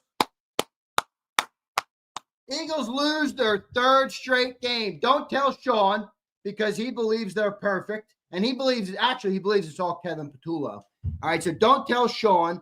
Let's go to the Supers on JAKIB Sports. Pumper says, Brian Pumper told y'all so. I rest my case. Pump, right now your case is rested, my friends. Or my friend, your case is rested. Here's Jesus Peace Music. What's up, brother? Stills was right. 4 picks, it's Tanner time. Yeah, he guessed 3 picks. I told him no way. And then he actually got one up by the greatness of Jalen Hurts with 4 picks. Wow. Super me up. Trade for Sanders. Oh, man. I actually like Shedeur Sanders. Here's Pumper. This is why you don't allow this bum to pass the ball. The Jalenites are done. UMFers better not go in hiding. Pump, they went in hiding for about 90 minutes. All right? They went in hiding for about 90 minutes. All right? 90 minutes. Pietas, what's up, brother? Stay at Z, Jalen Hurts, Magic McKee time. A lot of these comments tonight. Pietas, thank you, brother. Joe, what's up, Joe? Hurts couldn't touch water if he fell out of a boat. That's pretty funny. Jason Gates says, our D was so good, but our offense was not was so not good. Hurts, worst game I've seen in a long time. That might be the worst professional game I've ever seen from Jalen. Here's Khaled. I think we got this one. Khaled, thanks for the super chat. Oh, no, I didn't read it yet. Send KP Hurts and this philosophy to the sun. I'm done with this shitty, overpaid quarterback. Sirianni is brain dead. Howie had a bad offseason. Done. Khaled is not happy with his Philadelphia Eagles. Can you blame him? Can you blame him? Here's Riot. What's up, Riot? Jalen Knights, I need you front and center. Tell me how he's elite. Tell me how he's top 5. Tell me he can throw the ball. He's a bum. He's a scrub. He's the shits. Riots is going off on Jalen Hurts. I don't know. Maybe I have to remind everybody that super chats are super chats. All right. Me reading a super chat does not make it my take. All right. For all you little sissy pots, the Seans of the world. Sean, go brush your teeth. Sean, do me a favor. Go brush your teeth. All right. You stink. I can smell you through the screen. Here's Salvatore. What up, Salvatore? I don't know what's worse, 22D or 25-0. Also, O-line this week. I think he meant 23D, but point taken. O-line was fine tonight. Disagree completely. O-line was perfectly fine tonight. Saquon ran the ball for $120. Jalen Hurts had all day, you know, he had like multiple days back there sometimes. Like he's like sitting back there. He's got happy feet. He's like looking around. It's like 8 seconds, 9 seconds, 10 seconds. I mean, I don't know what you're looking at. O-line is not the problem tonight. Corporate pump. Xander, I need a Jalenite roll call. Damn, these dudes look extinct. Pumper, I think they're out now, my friend. Chasen, what's up, Chasen? Sirianni being more involved seemed to help. We were out of the huddle much faster. Jalen needs to be better. That was horrific to watch. Love the guy, but I want to see Tanner right now. Chasen, I think most Eagle fans agree with you. Cody, what's up, Cody? 2 historic collapses. Coach has got to go. Cody, any blame for the quarterback to go around with 2 collapses in 3 years? No blame for the quarterback? Is that all coaches to you or what? All right. All right. Any blame for the quarterback? Here's Jair. Hurts, get his ass out of here, man. Jalen Hurts better stay in hiding. What's the excuse now? He's very limited as a passer. It's sickening. I think that's a little, well, I don't disagree. Jose plays. Positive bunny blow-up doll ain't help for shit. Yeah, pop that thing. You know, if I'm Lurie, I called back to the facility during the game and I said, somebody who's back home at the NovaCare, walk in there with a knife, pop the positivity bunny, roll it up and stuff it in the bottom of AJ Dillon's locker and tell him to never bring it out again. All right? To never bring it out again. Here's Corporate Pump. Tanner. A lot of Tanners. Walkell, what's up, brother? Just appreciate listening to you guys right now. It's sad because there's no way they go anywhere, and Eskin is right. Players need to make plays. Yeah, it starts with the quarterback. John Wick. Super Bowl defense with a Little League offense. Yeah, I think Little League's nice. I put out on Twitter, I called it Pop Warner. I don't know if Sean knows what that is. He might not. Corporate Pump. I'm sorry, y'all. I'm venting. What an effing biatch. This QB is a complete joke, a freaking circus performer. Tanner is the answer. I'm getting a little tired of the shtick too, man. Everybody worried about the outfits, worried about the GQ, worried about Time Magazine. Did you do anything in the offseason to get better and prepare for the year? Did you do anything to get A.J. Brown and DeVonta Smith the ball? Did you do any of that? Or did we rest on our laurels? Did we rest on our laurels?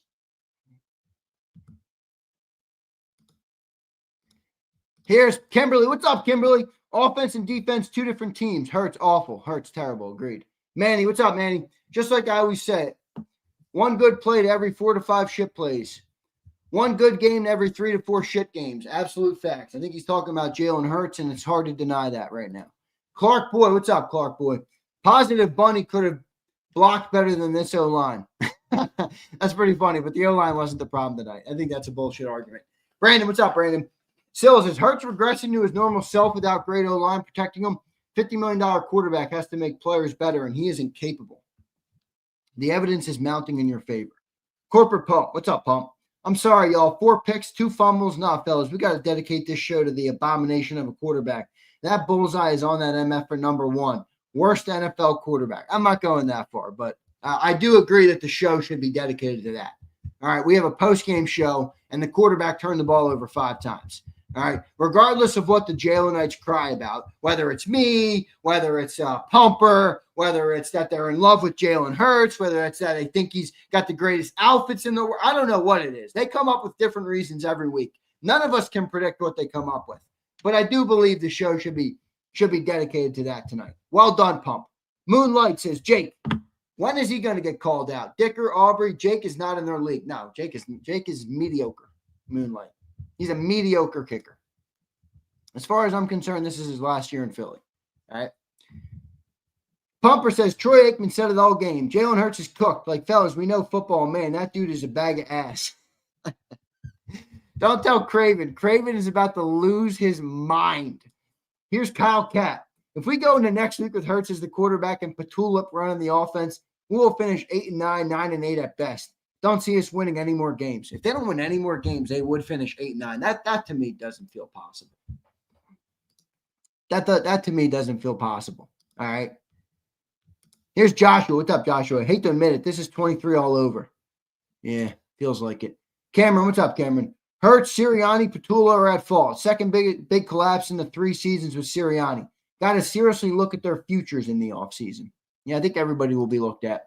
Gina Iokokoko. Gina Iokoko. I don't know if I pronounced that right, but I like it.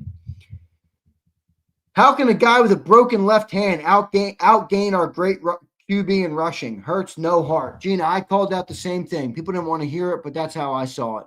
You got a guy. Is anybody going to tell me Justin Herbert is more athletic now than Jalen Hurts? Is that the thought process there now? That Justin Herbert is more athletic than Hurts? I know you don't like to admit he has a better arm than Hurts, which is obvious to anybody who has 2 eyes and a brain. All right, but is now that he's more athletic, or is it just that Jalen Hurts doesn't want to run anymore? I think everybody can see that now, right? We just saw it. 1 game, 2 quarterbacks, 1 broken left hand, 1 quarterback that wanted to go and get yards by any means necessary. I think we all saw it, right? Good. Got it.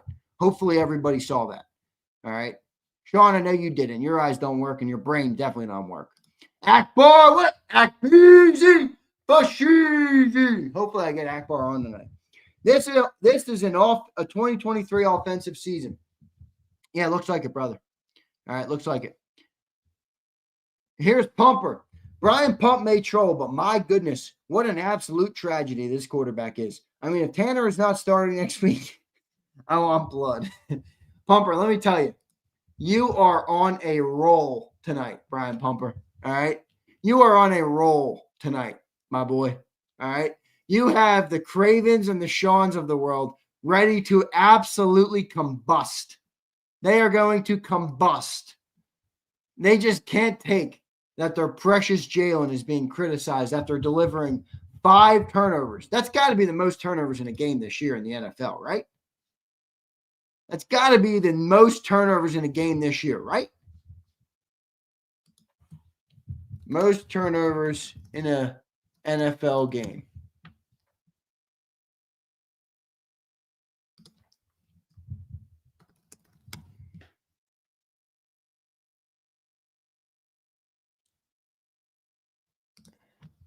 That's going to be the most turnovers in a game this year, folks. All right?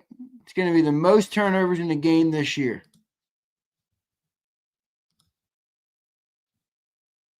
Oh, the Colts had 6. The Colts had 6. Can anybody cross-check me on this? The Colts, when they played the Steelers, they lost 3 fumbles and had 3 picks.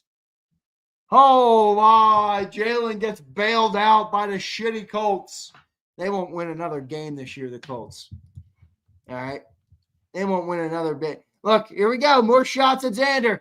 Odd homing him a text. Don't criticize Jalen. I will try and rip you down. You are this. You are this. Your dad is this. Your life is this. This is what you did.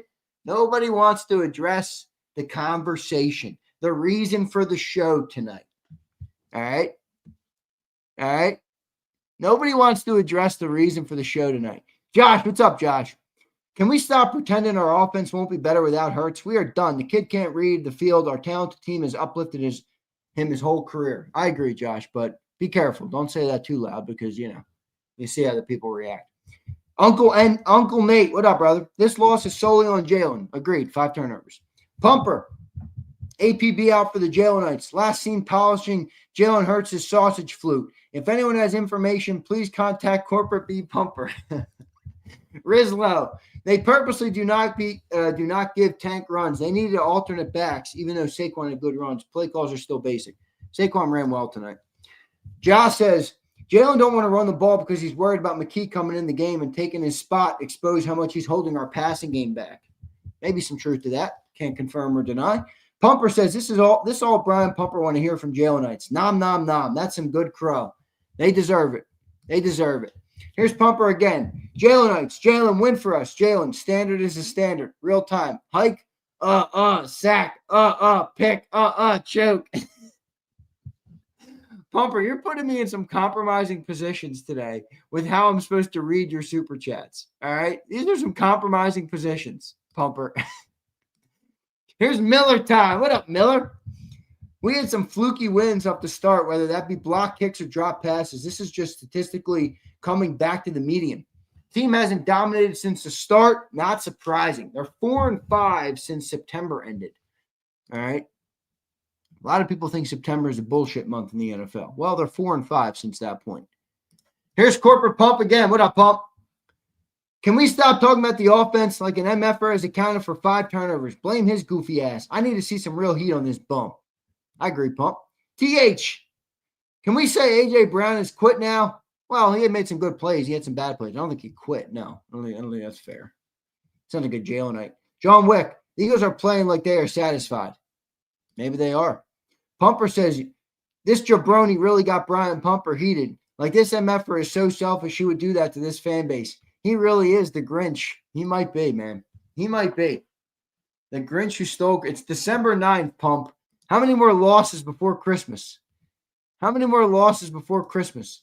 Moonlight says, this is the first season where I don't trust Elliott with the game on the line. You have a lot of kickers making their name known for making 60-yarders. Get it together, Jake. Yeah, I wouldn't have a lot of faith in that. I would just assume this is Elliott's last year in Philly. That's what I would assume. ODM, thanks for the super. ODM again. This was literally the best we could do today. I don't agree with that. London Eagle, no comment, but appreciate the super, London. Jaeger Jack, thank you, brother. First super chat in years of watching. J-Mac, you changed my perspective on the way I view football, but please elaborate on Jalen's elite holisticness. I might have to save that one for Johnny Mac. Jaeger, let me take a screenshot of this, and I'll see if I remember to. Jaeger, join in on Birds 365 in the morning or one day this week, and you don't have to super chat. Just put in, read my old chat to John. I'll read it to him. I will read it to him. All right, he's not here obviously right now. Here's Pump. That might have been the worst quarterback performance I've ever seen. Like, dog, is Jalen Hurts okay? Is he gambling? Call Cash Patel ASAP. It literally looked like he might have been throwing. He might have been point shaving. Legitimately. I literally think that was a fair thought process at one point in that game. All right? Legitimately. Give me 1 sec. I got some production to do. Much to the tears of Craven and Sean. Give me a second, folks.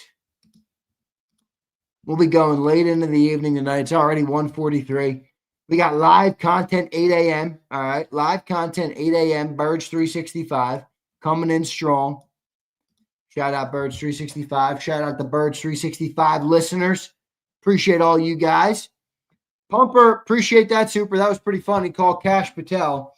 Moonlight again, serious question. What circumstances would warrant a benching of Hurts?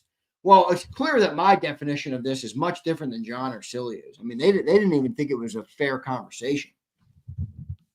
They didn't even think it was a fair conversation. So I think it's a fair conversation. All right.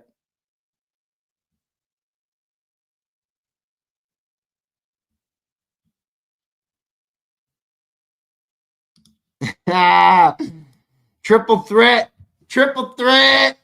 Triple threat. What does triple threat mean? Does anybody know what triple threat means? Jalen Hurts says, please don't egg my house. Jalen Hurts, official 2903. I like that shtick going on. That's a good shtick. Who do I got next? Blaze, what's up, Blaze? The positivity rabbit can kiss my you-know-what. That was a great defensive play on AJ in the end zone. It was a good defensive play. I think AJ could have corralled the ball, but, yeah, I mean, there was other issues bigger than that. Mob says, excuse me. That's me yawning at the Eagles offense. Beginning next season, Hurts could be the worst QB in the NFC East. Think about it seriously. I don't know. I'm not really sold on Jaden Daniels. I'm not going to lie to you. He's got talent, but I kind of knew that coming into this year. It was one of my bold predictions that I thought the Commanders were going to suck. And I don't know how good he's going to be. And to be frank with you, I still got a lot of questions on Jackson Dart. I mean, Jackson Dart made a lot of good plays this year with the legs and breaking away from sacks and all these things. Is that kid look to you consistent enough to throw the ball when he needs to throw the ball on NFL? I don't know. I'm not saying he's not going to get there. I'm not saying he's not going to develop. I'm just saying I haven't seen enough from Dart to be like, he's going to be in. All right. Lanny says I got odd takes. Good, Lanny. Last thing I want to do is sound like everybody else. In fact, Lanny, if I ever sound like everybody else, make sure you come in here and you comment that. All right, because I don't want to do that. All right, I don't want to do that. Blaze, I got that one. Mob, what's up, Mob? Oh, we got that one. Cal, what's up, Cal? I'm tired of people saying he won the Super Bowl. His team around him won it. He was along for the ride. He's limited. Well, very clearly. I mean, I think that's obvious. Matt Fly, Juergens is washed up. Yes, he is. Juergens is not a great player. Amatic says Nick should have used Hip Hop the Rabbit instead. Yeah, shout out Sixers. Hip Hop is dope. Hip Hop much better than that dusty rabbit they brought in. Bird Gang for life. Jalen is terrible. We keep defending his average ability because he won a Super Bowl. No, the truth is Hurts is an average quarterback surrounded by talented players being coached by dipshits. This is who we are. Just saying. I don't disagree with any of that. I don't think Jalen's that good. I think he's pretty average. I think the players around him helped him win the Super Bowl. He was a part of it, though. He deserves credit for being a part of it. And the coaches are dipshits. I think that's all fair. CC, Chargers have the worst O-line in the NFL. They were, holy shit, were they bad. That Chargers O-line was putrid. All right. All right. That O-line was putrid. Jalen's first bad game. Oh, come on. Oh, come on. Who played worse, Alabama offense or the Eagles? I'm going to go with the Eagles. They turned the ball over 5 times. Alabama's just pretty bad, too. John, what's up, John? Stop saying Super Bowl MVP. Any QB can play with that historic defensive performance in the run game. Use another metric. Nobody has confidence in the quarterback. Well, Nick Foles is Super Bowl MVP. They shipped him out of here. Bobby Schmurder. What's up, Bobby? I like that name. I have been watching the Eagles since 87. It's like watching the Buddy Ball days. Defense wins and offense makes 2 plays a game. History repeats. Yes, it does. You might see a Wentz repeat, too. John again. What's up, John? They're not making the playoffs throwing the ball. Oh, well. If they want to save the season, bench them while they can. What drop-off will happen, honestly? I don't know. That's kind of my whole point. Brandon, if you bench Hurts, the Hurts era is over. Yes, Brandon wants Hurts benched. Brandon, I saw your comment earlier. I hope you don't bail on the season. But I understand if you do. Pumper says, y'all peep someone hit Hurts' helmet. They almost got away with it, too. I bet it was Nick. We need to do that again to force Tanner in the game. That was hilarious. Saquon was offering him his helmet. That's pretty cool from Saquon. Houston, what's up, Houston? Nick was more involved than Jalen threw 4 picks. That's hilarious. Jarhead, what's up, Jarhead? Still can't believe we lost that game. I've been with Pumper for weeks now. I'll take a line from Beetlejuice. Hurts is booty juice, booty juice, booty juice. It's effing Tanner time. Defense has been great. Yeah, they have. Jalen MVP contention. I think you're kidding there. All right, I think you're kidding there. All right, I think you're kidding there. I think you got to be kidding there.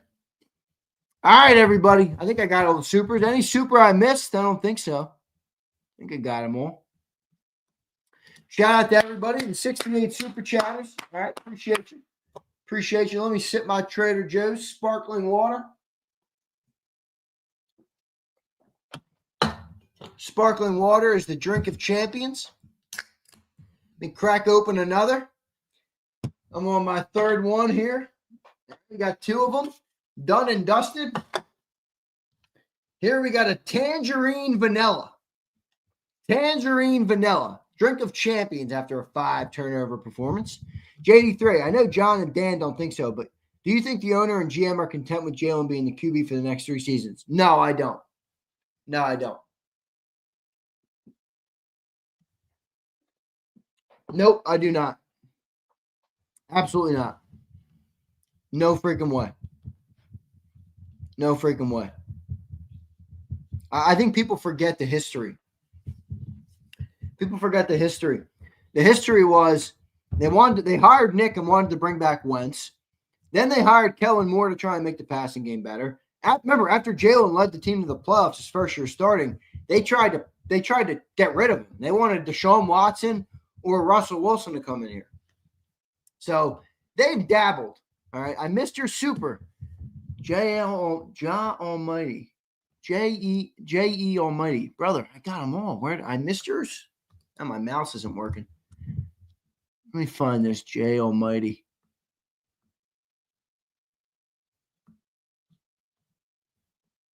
Brother. Oh. I read this, dude. I read your super, but I'll read it again for you. I did read it, though. Jalen don't want to run the ball because he's worried about McKee coming in the game and taking his spot and exposing how much he's holding our passing game back. Well, I do wonder if there's some truth to that. Maybe some like inherently in Hurts because he was benched because he couldn't throw the ball effectively enough for, an offense. And I do wonder maybe if that's in his mind, but I don't know. I don't want to speculate on that. I don't think that's the reason, but I think John and Sills are right about the business of it. They're not going to put him on the bench. I mean, they're just not. Xander, am I watching Ty Detmer again? I think that's a little far. I don't think it's that. So you're going to bench the Super Bowl MVP? Well, what happened to Foles? He won an MVP in the Super Bowl. What happened to Foles? Foles won an MVP in the Super Bowl. Here's Ramir. What's up, brother? Hurts need to watch this game and listen to Troy. Ramir. Now that is, I agree with completely. Troy was giving him free game on that broadcast. Brother, take your check down. Like, dude, you don't have to cure cancer with every throw. Take the check down. Like, it's right in front of you. Don't overthink it. Ramir, I actually think, on a real note, like, aside from Jalen benched, awful game, whatever, on a real note, I think that highlights that Jalen is overthinking this shit right now. I do. I think the pressure has gotten him a little bit, and he's overthinking. Like, how many times did Aikman show tonight the guy right in front of him, a check down right in front of him, and Hurts just doesn't throw to him, just doesn't go to him?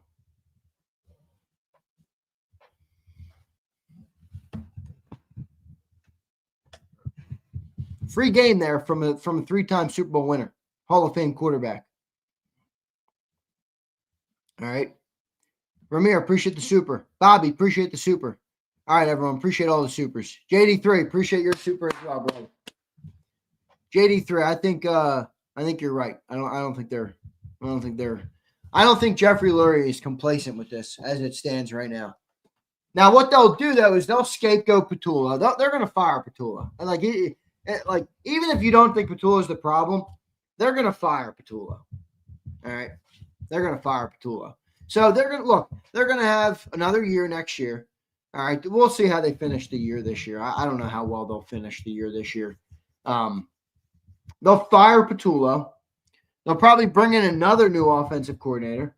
Everybody will make excuses again because it's another new coordinator for Jalen, even though everybody wants to fire Petula. And we'll see. I mean, if he falls flat again next year, I think you'll be much closer to your answer. Cal, what's up, Cal? No, what I'm saying is that people say you're going to bench Super Bowl MVP as a cop-out. I hate when people say that. The defense either scored or set him with a short field. Well, that's for sure. I mean, that defensive performance in the Super Bowl was historic. It was historic. All right.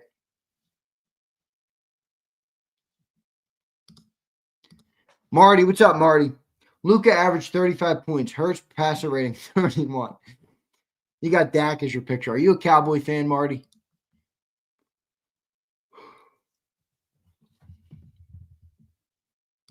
Interesting. I'm thinking they keep him, actually, but I see him being scapegoated. Yeah, Patullo, you're talking? Patullo is going to be scapegoated for sure. He's going to be fired. Pieta says, what I see is JH not seeing the field of rain. I see that too, Pietas, but, you know, apparently you're not allowed to criticize the Golden Boy. I think that's the other Sean, the good Sean in the chat's word for him. I like that. The Golden Boy. That's what he calls him. You just can't criticize him. All right. MJ says, Andrew, you're the best staying up with us crazy Eagles fans. Thank you, brother. I appreciate it, man. I appreciate it. I even appreciate the suckers and the losers and the haters. All right. I appreciate them too. They love me so much. They hate watch me so much. They do. They love it. Oh my God, Zander. He comes from a good family. Oh my God. They love crying about me. I don't even think about them. Morty, what's up, Morty? Zander going to show Floyd Mayweather defense with these losers tonight. Class begins in 10 minutes. I freaking love Floyd Mayweather. I freaking love Floyd Mayweather. Best defensive boxer I've ever seen in my life. Now, I'm younger, so I haven't seen some of the OGs, but best defensive boxer I've ever seen in my life. I mean, did the guy ever get by? I think he got knocked down once in his life, once in his career. I'm a Money Mayweather guy. I like that bravado every once in a while, you know. Dude's got the money chains and shit. I love it. All right, who's ready to join? Link is coming. Hopefully not that many of you join. Actually, I don't really care, but I want to go to bed. I'm tired, and this game sucked. Oh wait, before I bring you on, I got to post.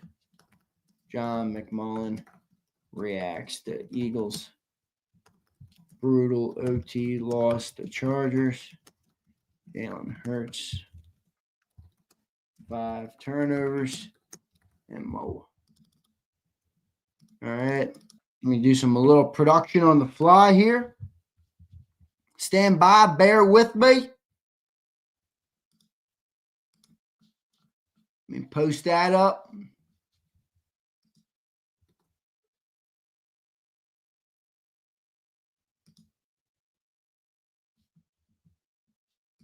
All right.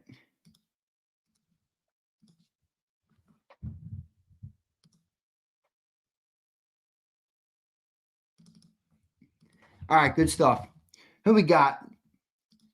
Joe Whip first, HKP second, right on the bench. Good to see you back in here, brother. Hope you're doing well. Chris 3K, what's going on? Let's go to Joe Whip joining me right now in the post-game show. Joe, holy mackerel, man. The third straight loss for this team, brother. It's awful. I think the team has a choice. The choice is if they're going to try to rescue the season or flush it down the toilet. If they want to rescue the season, they're going to put Tanner McKee in. What way do you think they're going to go? Well, I don't think they have the balls to do it. Yeah, so this is what I would do. I would let him start against the Las Vegas, and if he plays like shit, he's out. He's not going to finish the game because they could easily lose. I mean, what if he throws? I mean, listen to the Sileo and John. What if he throws 3 fucking picks in the first half? I said to John at halftime, he had 2 picks. I'm like, could anything happen in this game where he'd get benched? And he threw 2 more picks. Yeah, imagine it's 21-0 in the first half. Because he's got 3 picks. If we're down 21-0 to the Raiders in the first half, holy crap. Yeah, I mean, when I listen to these guys, well, you can't take him out. Sure you can. Otherwise you're just throwing the season down the toilet. I mean, he was so bad tonight. I never thought I'd see 2 turnovers on 1 play. Oh man. I mean, that's Joe, Yeah, I'm not gonna lie to you. I couldn't help but laugh through that play. I mean, that play was hilarious. And to think I got a haircut for this fucking game. Yo, your hair looks great. You're looking dapper. You're looking good, my friend. I'm not feeling dapper. Well, you're looking dapper, and that's more important than the Eagles at this point because they stink. What did Fernando once say? It's better to look good than to feel good. There you go. There you go. So they have to do something. I mean, it's just at the end of the season they're going to have to move on from Hurts and AJ Brown. I mean, that was, you got to give Hurts credit. He threw a perfect pass and AJ. Yeah, he did. That was a hell of a pass, man. I mean, you can't throw it any better than that. That was a hell of a pass. Yeah, and then you got to catch the ball. If you're going to be a diva and you're going to cause consternation and whatnot, you got to produce on the field. I just I don't know. And do you think the Super Bowl window is closing? Or do you think this is like something that can be fixed and we can come back next year and be in a good spot? Or even this year, it's not over yet, obviously. I don't know how they can come back with Hurts again next year. If they go if they could lose all the rest of the games and end up 8-9. I mean, it's possible. If that happens, anything is on the table. I don't think it's possible. Have you seen the collective record of their final 4 games? It's 13 and 30 something. Yeah, but last year they played. What was the record of Arizona when they played Arizona and lost at home to Arizona? What were they, 3-12? It's true. So the way their offense is playing, I think the defense will be fine. But I just they turn the ball over and they don't score and the play calling is abysmal.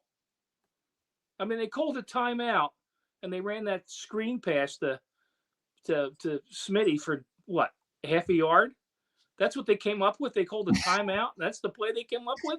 Wait, wait, this is the funniest thing. And they have AJ Brown as the lead blocker, and then I see Eagles fans bitching that AJ Brown's not a good lead blocker, and I'm like, maybe don't make your $32 million wide receiver a lead blocker on 3rd and long. Maybe like draw up a route to get him the football. Oh, that game was surreal. I'll give credit to Herbert. Herbert played his ass off, and he was decisive. He would run. He decided to run. He ran. He was decisive. Hurts just is, it's like he's sleepwalking through the game. He just doesn't look like. I don't know. All right, they got 4 games left. What do you got the record at in the final 4? Final 4. Well, they should win 3 of the 4. I didn't ask you if they should win. I asked you what you think they're going to win. I'll say they go end up 10-7. So 2 more wins. Yeah. 1 on the Raiders, 1 on the Commanders. Yeah. Oh man, if they lose the Raiders game, well, even the biggest Eagles doubters have the Eagles winning next week. So if they lose that thing, it's going to be really bad. They lost in 2023. They lost to the Arizona Cardinals at home. They barely beat a shitty Giants team at home. Yep. They got their clock cleaned in New York the last game of the season. And anything's possible. It's like man. Super Bowl or collapse. And the Raiders kind of played the Broncos pretty tough last week, actually. Yeah, it was 21-14, wasn't it? Yeah. So, I would give Jalen a leash that's about this long. And that's it. And I'm going to go with McKee. I mean, Hurts doesn't run the offense. Again, he had guys wide open all night. Everything is wide off schedule. open. Even when he makes passes, it's all off schedule, which is how you know it's not the offense. No, he had guys open all night, and he doesn't throw the ball. And then in the fucking overtime, he throws a perfect pass to Smith, the way you're supposed to throw it. He zipped it in. He led the guy, tight window, and then he throws an idiotic pass for the interception at the end of the game. I was just sitting here going, either he's going to throw a pick or he's going to get sacked and fumble. I just there's a black cloud in my theater room here. It's just, I just expect it's going to rain anytime soon. It's ridiculous. I feel like Charlie Brown. What was the guy? Schroeder, the piano guy. Remember? It's like I can't deal with Hurts anymore. It's like watching. It's like it's. Yo, you're I sitting can like here- see you combusting in real time right now. No, I'm okay. I'm watching a documentary on the ABA. There you Fun. go. Yeah. Anything good? Oh, I love the NBA, ABA.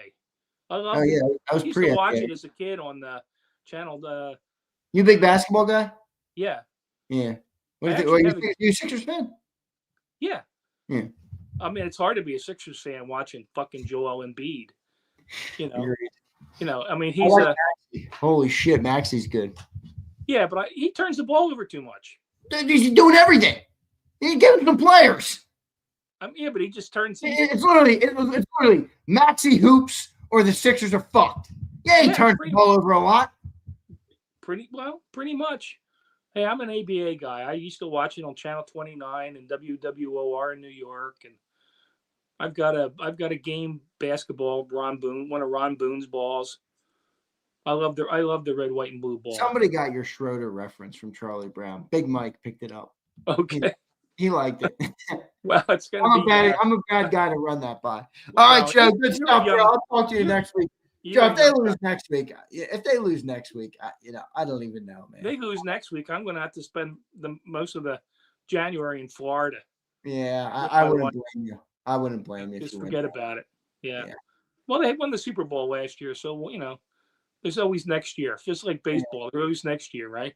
Yeah, it's true. I guess we did win last year. Let everybody come on here, and I want somebody. I'll have to watch. Please defend Jalen Hurts. I can't wait for this. I don't know who's going to. I don't know how you can. John will in the morning. All right, Joe. Good stuff, brother. Appreciate you. All right, take it easy. Have a good night, everybody. All right, later, Joe. There's Joe Whipp joining me on the post game. HKP, you ready for me, brother? There he is. I got HKP. Then I got Ryan on the bench. Then I got Chris 3K. What up, brother? Yo, what's going on, brother? What's going on? HKP, I feel like you're like a prophet, man, these last couple weeks. And you've been on here bitching about this offense, and it's gotten uglier and uglier and uglier. What'd you make of the game today, brother? I think today was pretty simple, like what we've been talking about. Like I expected us to lose, so that's why it's not like I'm not like hurt or anything right now. Like, of course, I love this team. I want us to win the game, but it's just, what we have seen. Like, how could you expect to see anything different? And now we talked about how the quarterback wasn't playing well, but it seems to only be getting worse. So that's not going to help your team, achieve anything that you want to achieve, especially later in the year. This is not early in the year. Like if Jalen was playing like this in week 4, 5, 6, it would be fine. You know what I mean? Because later on in the year, you can get better, later in the season. But, man, this is, it sucks to see, but, hey, it is what it is. And at the end of the day, we already know, the quarterback is not being benched. So, we kind of got to wake up and smell the coffee, when it comes to that. So do you see a solution? Not this season. Because my biggest issue, and I talked about it last week coming on here, was the quarterback. So if the quarterback went out there tonight and turned over the ball 4 or 5 times, I mean, he's the problem, And, I mean, what are we going to do? I just said we can't bench him.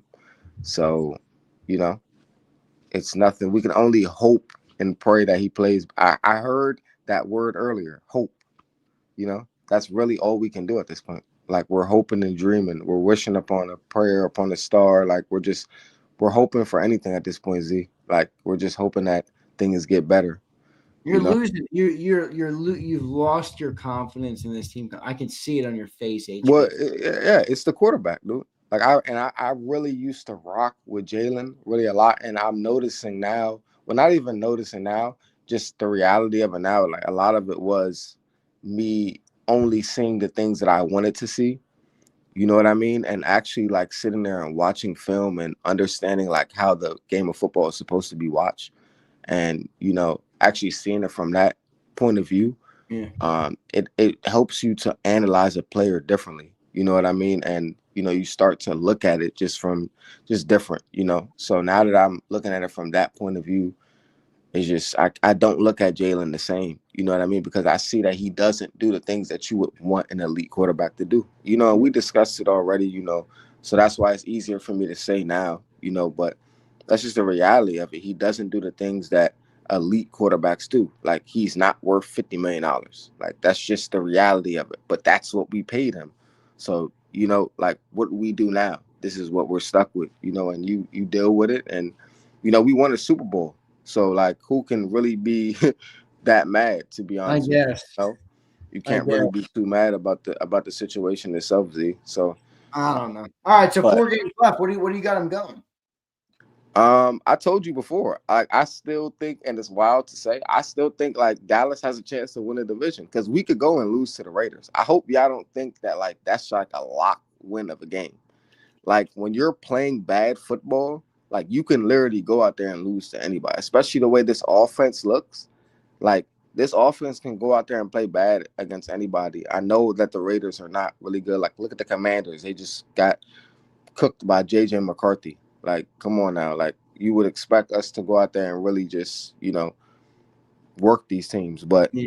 I mean, we haven't worked. Man. We're not playing Alabama A&M here. This is the Yeah, NFL. we haven't worked any team this year, Z, and you know the things are going to continue to show up. We talked about it. What is one thing? I'm gonna keep asking this until it changes. What is the one thing that this Eagles offense does well? You know, like it's you know we don't do anything well offensively. Like we're not good at anything. Saquon had his one good game, and this one good game we lost because our quarterback turned the ball over 4 or 5 times. And I think if you let him throw the ball a lot, this is probably what he's gonna do. More than likely, 40 attempts.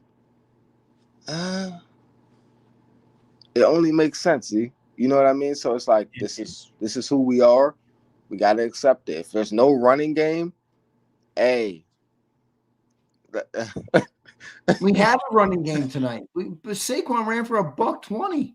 But that's the thing though, Z, is it's not like the Eagles want to come out and live off the run. Like we want to continually run the ball. So like whenever there's a possession where there's like a 2-yard run or something, you'll notice that they'll be like, oh man, we have to pass the ball. And they'll get into it just like pass heavy. You know what I mean? So like when Saquon has those long runs, it's easier for like I feel like for them on the sideline, they're looking at it from a standpoint of, oh, we're not consistently running the ball like the way we would want to.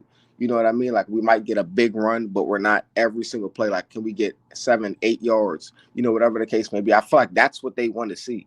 You know, and them not having that, they feel like they got to pass the ball every single play. Because if you look at Saquon's stats, you would think, why did he get 25 carries? You know what I mean? Like looking at his stats, you would think he should have got more carries. But it's just the flow of the game and the way the game went. You know what I mean? You kind of had to throw the ball in a lot of these different situations. You know what I mean? And you would want to be able to trust a $51 million quarterback, and we can't, man. We got to face reality, man. He's untrustworthy. Can't put the ball in his hands consistently because he's inconsistent. And that's reality, folks. HKP, well said, brother. Appreciate you coming on as always. Hope everything's good on your end, my man. And I appreciate you. I'll talk to you soon, all right, brother? Hell yeah, brother. Love you, G. All right, love you, man. Later.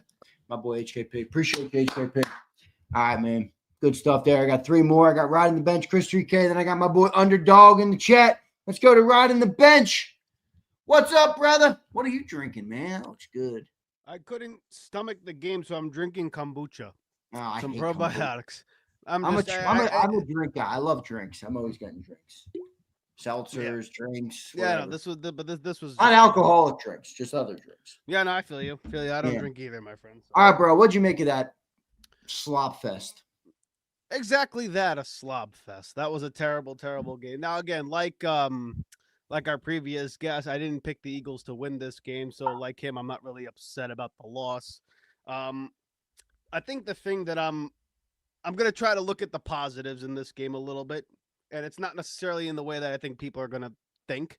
I think this game brought clarity to a lot of conversation regarding this team, or at least it should, in that we've been asking all season long to let Jalen Hurts go ahead and just rip it.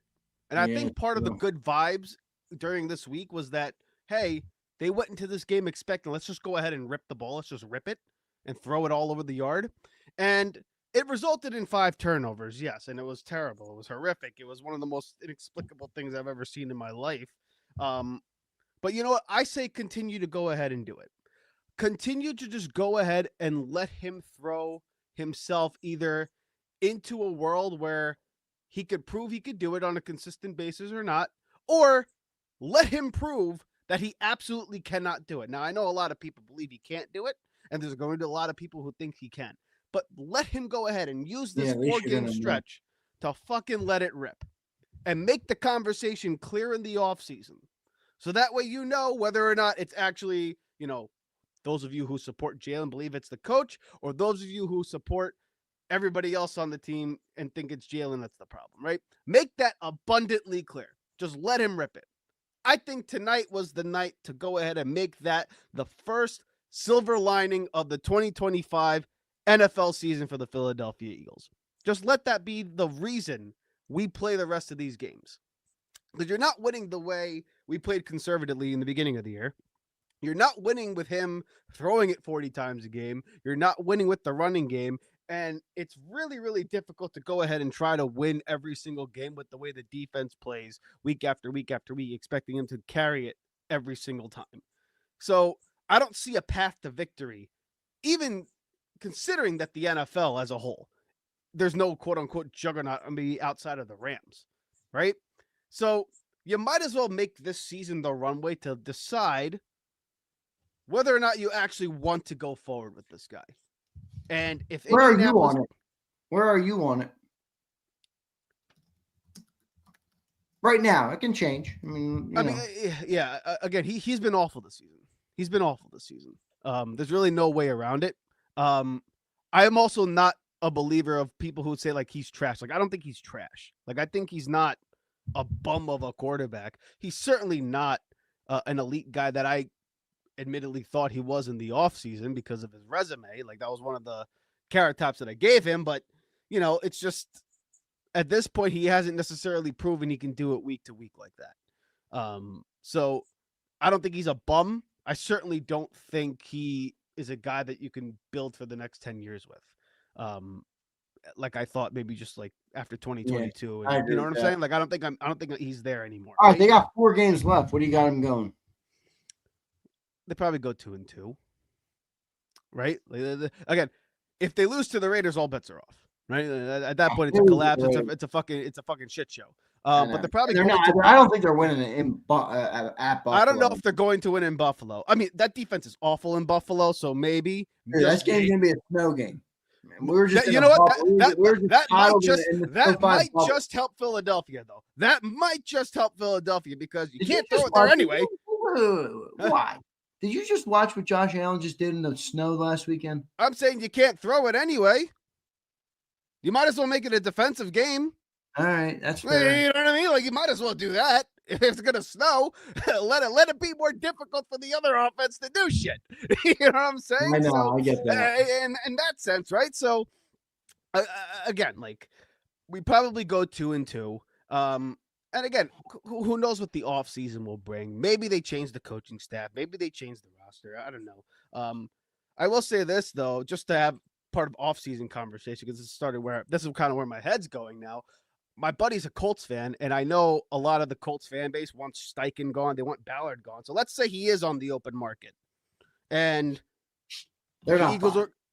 But you were right there. They are calling for it. They are calling for it. They're not going to fire him. But I don't think the Colts are winning another game this year. And if they don't win another game, then they probably will fire him, most likely. Right? Because the new owner is going to want to make her mark at some point, right? Yeah. So true. If let's say she cleans house and Steichen's on the open market, do you have to have a conversation of whether or not you bring him in as an OC? Or if let's say this Philadelphia Eagles team has a collapse and they play terrible, do you just completely clean house and try a different way?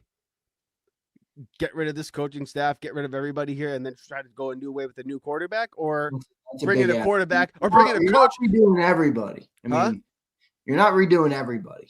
No, but let me ask you: do you pick the coach that optimized Jalen Hurts' skill set and Steichen, or do you run it back with Sirianni and Jalen? You're not changing the quarterback. You understand, they haven't done that once. They've had a lot of opportunities to hire. They even hired a coach built for Jalen Hurts' skill set once. I know.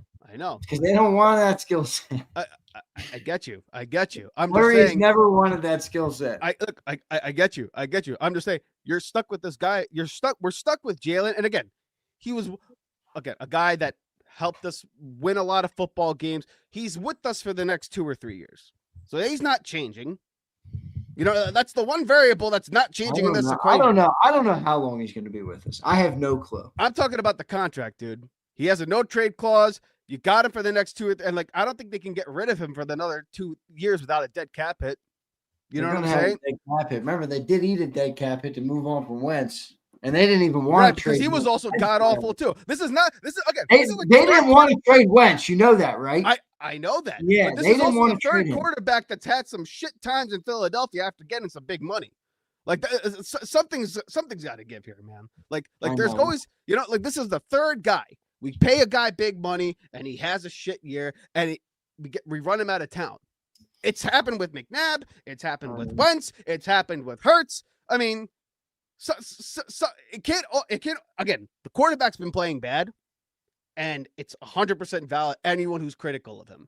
It's also valid that there's other common denominators here that are at the fold that we're not really talking about, that I think other people really need to have a conversation about too. But again, that's the offseason. Right now, we got another 4 games of shit football to play, and I doubt we're going to go on a run. So you might as well use the runway, in my opinion, to establish, let this guy be, throwing it 40 times a game and let him prove that he can go ahead and do it, or let him prove that he could do the more things that he did tonight and just be a bad quarterback, right? Like, let that be the silver lining for the season thus far. We'll see what happens. All right, brother. Appreciate you, man. All right, dude. Have a good night. Take care. Sleep well.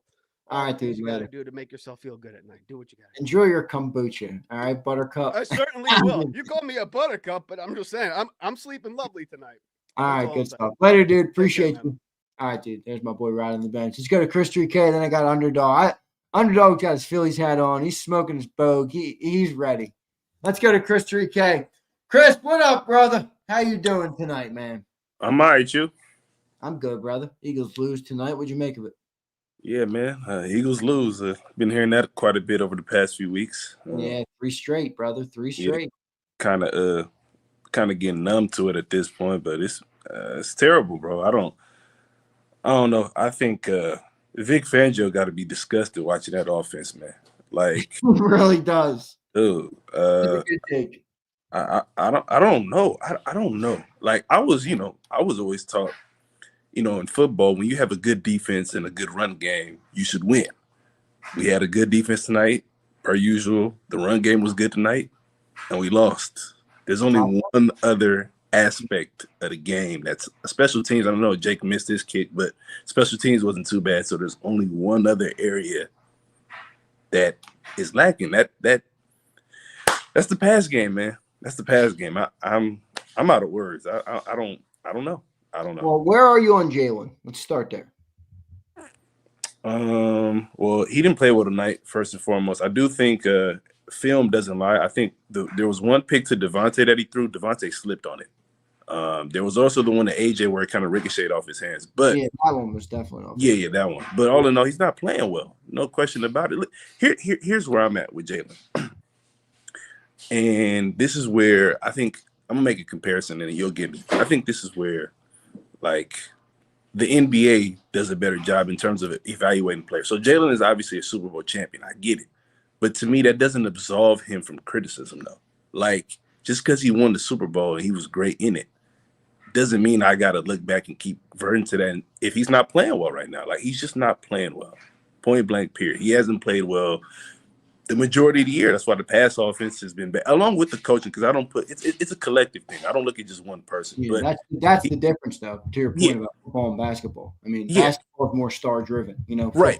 But the thing about basketball is there's an understanding that just because a guy wins a championship doesn't mean he's better than other guys who haven't, because there's an understanding that it is a team game. And I think sometimes Jalen, amongst people that are, I guess, in the fan base, they're like, well, because he won the Super Bowl, he can't be the problem or he can't be bad. And I'm not saying he's the problem, but I'm like, objectively, I mean, Troy Aikman was saying it over and over and over again. Oh man, Troy was beating him up tonight. He was, and when you looked at it, I'm like, the check downs in the middle, the pick before he threw, I think his second pick or the first pick he threw, AJ was wide open on that. He was right up, I think about a 7-8 yard check down that he would have had a first down on.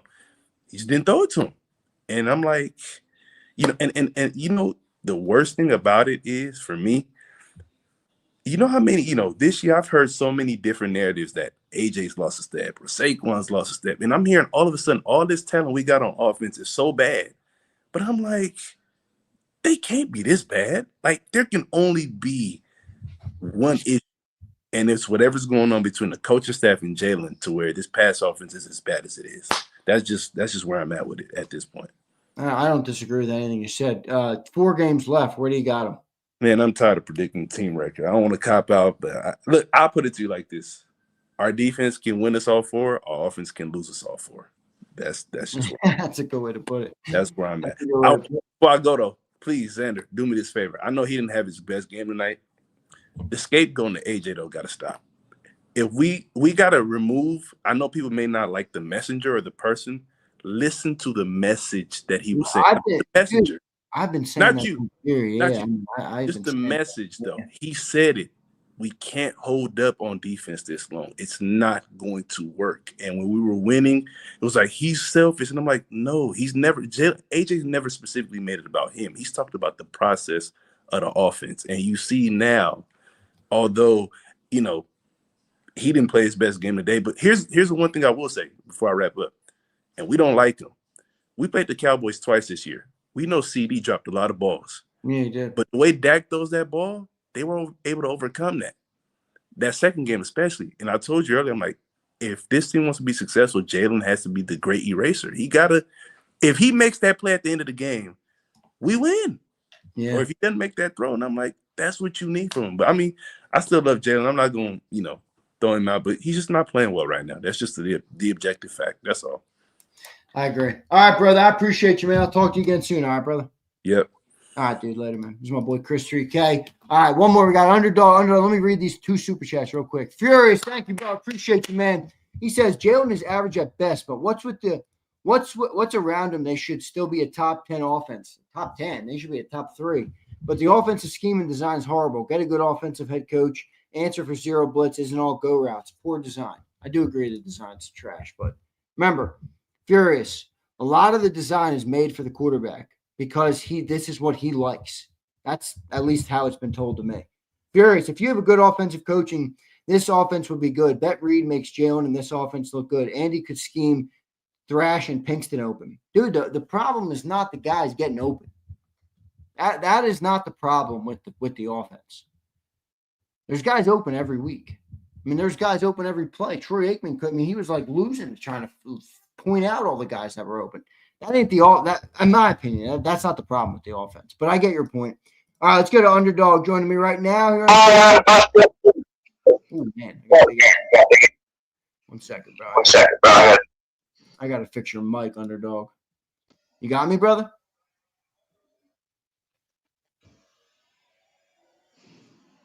You got me, Underdog?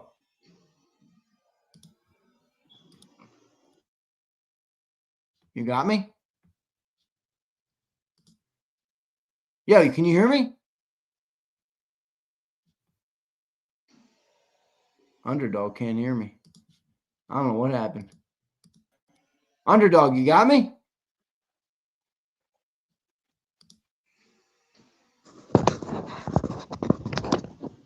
I don't know what he's doing. Yo, can you hear me?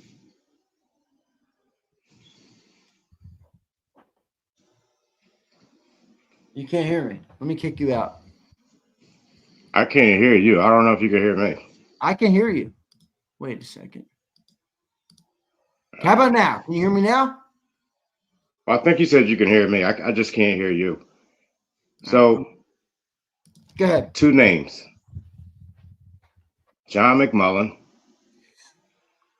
Howard Eskin. 2 people with access to the Eagles and know a lot of insiders and what's going on. two people saying very opposite things because one of them is lying. Unless there's just some elaborate conspiracy going on where Bob Lang makes sure one guy gets some information and then the other guy gets some other information, somebody's lying. I think you have a mole in your operation and his name is Con McMullen. He's a fucking liar. Okay, there's no way that guy saw practices or anything close to it or been around the team and really believes Jalen Hurts is a better quarterback than Tanner McKee. I'm tired of a few things. I'm tired of the team was built for Jalen Hurts. That's a load of bullshit. This team was built for anybody who's an actual quarterback. Anybody. Anybody across the league would do better with what he has to work with. You got from breakfast till lunch to throw the ball, to find somebody. He can't find them. Once he does find them, he throws the ball to whoever the fuck. I don't know what he's looking at. Like, you could put an infrared beam on his fucking helmet. He can't fucking hit people consistently. He can't. And that's because you can't read, so you're not comfortable. But McMullen is lying. And I'm sick of this whole the roster was built for Jalen. Like, we just repeat stupid shit we hear if we hear it enough. Oh, the roster was built for Jalen. What fucking sense does that make? What quarterback does not want all day long to read a defense and pick it apart with some of the best weapons in the league? So that's bullshit. I never want to hear it again. I never want to hear that fucking shit again. And then it's so ridiculous to sit this quarterback. I watched Joe Montana get benched. And then this is how we found out what Steve Young was. Joe Montana. He's too good to bench. This one? Yo, another thing. Well, Jalen's mid. There are 32 teams in the league. Let's do simple math. Mid would be, if you want to be nice, 15th to 17th, 16 being dead in the center. This guy doesn't crack the top 20. This isn't mid. This is garbage. This is pure garbage. Even during the Super Bowl season, which is what everybody hangs their head on for Jalen Hurts. He won us the Super Bowl because, you know, it's like a fucking wrestling belt. Jalen won the Super Bowl. Yo, it was the 30th ranked pass offense. It stunk then too, until Kenny Pickett with busted up ribs and 0 first-team reps. And Tanner McKee came in and pushed it up to 29th. So that brings up another thing I don't want to hear again. Oh, he only played in the preseason. Well, you people aren't Eagles fans because there's 2 games out the regular season you fucking missed. On top of that, unless you're some type of a slow fucking learner, which a lot of these people very clearly are, you don't need 10 games to watch somebody. I know the difference between if you're reading a defense, making throws on time, if you can put touch on throws, if you can lead your receivers away from the fucking defenders. This shit is not fucking complicated. It's not complicated. It's frustrating. It's sickening to watch. It's fucking repulsive. How many weeks in a row? Do you think we might be getting ready to collapse? Your fucking head is already sunken into your chest. What do you mean, do you think we're getting ready? It's a fucking collapse. Welcome to it. Welcome to it. So, another fucking thing. So either Sileo and McMullen are admitting exactly what I said maybe 2 or 3 of these visits ago. This is a business decision. It's not that Jalen, he's not on the field because he's the better option. He's on the field because of $51 million. Zander, what did I tell you this is? This is the $51 million a year lie. It's not the first time they've been caught doing it. Now, Sileo, I believe he believes what he's saying. Con McMullen is a fucking liar. He's a liar. For him to sit there and say, oh, well, Jalen's starting because he's the best quarterback. You have your best play. That's a bunch of bullshit, and he fucking knows it. He knows damn well $51 million is why Jalen is there. There is no way in hell Jalen Hurts is beating out Tanner McKee under any circumstance. Go back and look at the quarterback competition. While you're at it, go see what Dan Marino did back in the day at this thing. Randall Cunningham We had quarterbacks that ate at these fucking things. Look at Jalen Hurts. Yo, you can't hit. It's fucking ridiculous. And it's like we're all standing around the same toilet, like a 30th Street station somewhere, trying to figure out, well, is it a turd? Because turds aren't usually green. They're usually brown. What the fuck are we walking around and analyzing this fucking thing for? Flush it down the toilet. It stinks. You can't fucking smell it. Look at it. It's disgusting. It's disgusting. More wide open receivers. Depending on which view you wanted to watch, you could have seen wide open monsters too. It's fucking ridiculous. Monsters, football players. He can't fucking hit them. He can't hit them. What the fuck? Yo. Bring out Godzilla and King Kong. He can hit one of them. Like, Zander, that's a shame because I can't hear you. Like, and I hate to just like be the only person talking. Like, but yo, it's almost like therapy. So thank you.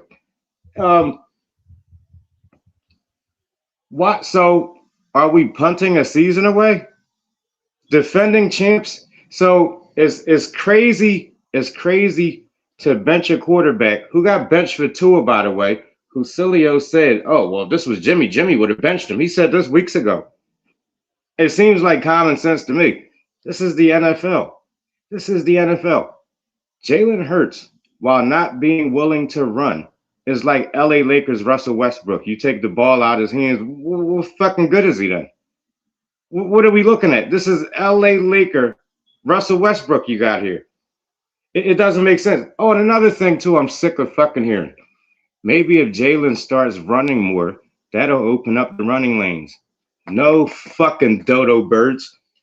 Running the ball is not going to open up lanes to run the ball. You need to be able to throw the fucking ball. Running the ball is punching the body. Throwing the ball is punching the fucking head.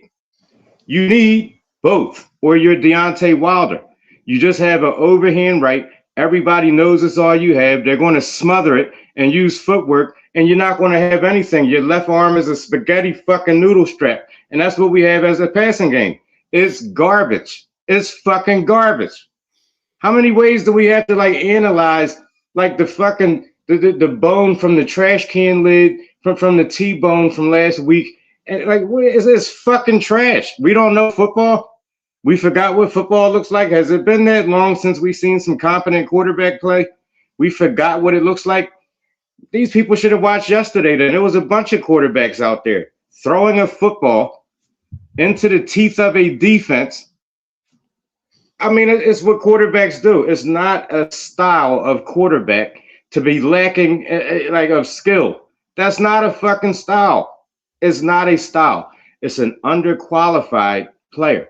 And I don't want to hear, oh, well, you can't bench a $50 million quarterback. Just because you paid $50 million for it doesn't mean it was worth $50 million. And how is it crazy to put your better player, clearly better player? Howard Eskin ain't fucking lying about what he's being told down there. If the people on WIP are mentioning these things about Hurts, it's because Jeffrey Lurie wants them to do it. Any Eagle fan in the know knows that shit. They know that already. I can't hear you. You're absolutely right about that. I'm shutting up so you can talk. I can't hear you. No, you're good. Go ahead. You're good. See, this shit is pissing me off.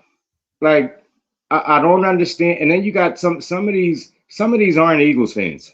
Some of these people, when he hits the bench, they're going to demand out of here faster than he will. We'll inflate a fucking bunny before we put the right quarterback in the football game. We will inflate a fucking rat. Like, just imagine how frustrating this is. Let's just say Tanner gets in there, right? And I'm telling you, Tanner McKee, this is a 30-plus point offense every fucking week. And I'm going to go out on a limb and say, no, he's not just the backup quarterback or just some other alternative. No, I'm telling you, Tanner McKee is that fucking guy. Remember where you heard it. Tanner McKee is that fucking guy. I'm sick of the dick eating shit because this at an all-time high in 2025. Oh, I never heard of this guy, so he's a bum. Well, how do you know? Like, I gamble sports. If you talk to people and tell them, well, I don't know about that quarterback because he's not playing this week, they'll say, oh, well, they're going to lose. How do you fucking know that? You don't even know who the guy is. See, that's that dick riding shit. I love football. I want to know who the fuck you are. Just like you could spot a fake fan when they say, oh, these are just preseason games. These don't matter. You're not a fucking Eagles fan. You don't want to know what's on this team. Maybe that's why they're so stupid as up to who's on this football team. We got a guy here, 6'6", reads defenses, none of these fucking limitations. So let's go try to find a coach. What do you think there's more of? Coaches who are looking for a quarterback who can run 25% of the playbook? Or do you get a quarterback that's more coach compatible? More coaches are compatible with this quarterback. It's like you got a secretary. Okay, she can't type that well. Yeah, about 40 words a minute. Why do we have her? Is she a master at the fax machine? No, she's still trying to learn how to use that. Okay. She's the highest paid one here, though. Why is she fucking here? Like, I don't understand. I'm not understanding what the fuck is going on. And this fan base is at an all-time soft. I've never seen anything like it. I've never seen any. I'm seeing you getting called a racist. I don't know what I'll be called. I don't really fucking care. At the end of the day, this is supposed to be my break away from all of that dumb shit. This football team is a Super Bowl competitor. Now, people will say, even if it's a relationship, oh, well, it can't just all be one person's fault. Yeah, it actually can. A lot of times it ain't. But guess what? There are times where, yeah, it can and it is. On this football team, there is one person that is your fucking problem. One. And I'd like to make my case for it. Your running game suffers because, I mean, even if people played Madden before, do you know the difference between a dime defense and a 4-3? If I know you're not a threat to throw the ball, I'm going to put more people in the box. You're not going to get 5 people to consistently dig holes in 6 to 8 men, normally about 7 men for Saquon to run through. Like, if just look at the end of the plays, y'all, when he's getting tackled, look at how many of the opponent's jerseys are gathered around him. That's because they were already there plotting for the run. No, Jalen Hurts running isn't going to open that up. That's just more running from another person. No, that's not going to open up any fucking thing. Because what are you going to do if you think a quarterback might take off? You're going to leave a spy down there. That's another man in the box. If I think Saquon's going to kill me, I'm going to put more men in the fucking box. It's the same thing. It's all congestion. You got to blow your fucking nose down the field. You got to blow your fucking nose. All of this shit is congested and stuffed in here. All of it. You have to be able to throw the football. You're not going to reinvent the sport of football, especially not with this fucking guy. You're going to reinvent the sport with that little scrappy dude? The little engine that could quarterback, he's going to reinvent the game? Get the fuck out of here. And like some of the disrespect I've heard. Oh, well, Troy Aikman, he's like Troy Aikman. No, the fuck he's not. Troy Aikman retired as the most accurate quarterback in NFL history. People need to go back and watch some of this shit. Go back and watch it. This ain't that. This is somebody that struggles to read. This is somebody that's throwing off script and relying on this for full seasons at a time. You don't have Michael Vick's speed. You don't have Michael Vick's arm, and it didn't work for Michael Vick. Michael Vick, you got the best out of him when he came here, and Andy taught him how to play the position of fucking quarterback the right way. It's only bonus if you can take off with your legs when the play breaks down. The plan is not for the play to fucking break down. The plan is for you to drop back, survey the field, spot one of your open targets, and fucking hit them. That's the plan. Sometimes plays break down. Guess what, some of you fucking idiots? Sometimes you will throw an interception. It's okay. That's why they have a name for it. Like, it's part of the game. It's not your favorite part of the game, but if I could get 3 touchdown passes versus an interception, I'll take that. And yeah, that's probably going to be a W. We're getting turnovers from somebody who does not supply the touchdowns. So we don't get the touchdowns. You turn the ball over twice on one fucking play. Well, he's a winner. That's fucking over with.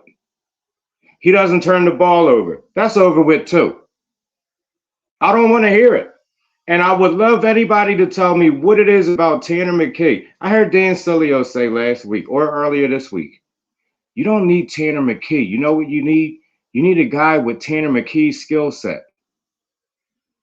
I know who has Tanner McKee's skill set. Fucking Tanner McKee. I don't understand this shit. What the fuck did he do to people? Yo, and then it's understand this. If you bench Jalen Hurts right now, you're saying goodbye to Jalen Hurts. Knock, knock, knock. Hello. No fucking shit. Take him down the street. We don't fucking want him. I didn't want him in the first place. I told people you need a quarterback that can fucking read. He can't read. He can't read. 5 interceptions. And you still got people in the chat blaming AJ. Blaming Patullo. Listen. If it's like that, yo, like just hit one of the fan pages and shoot your shot with Jalen, yo. We on some football shit. I don't know what type of baby oil activity you fucking people is into. This shit is fucking weird. I don't understand it. Like how a whole city damn near could lose their minds at the same fucking time. This is not a good quarterback. This was never a good quarterback. You got some flash in the pan crap. What you're going to end up with, keep fucking around. And you're going to get a New England version of Cam Newton, only shorter, with a weaker arm.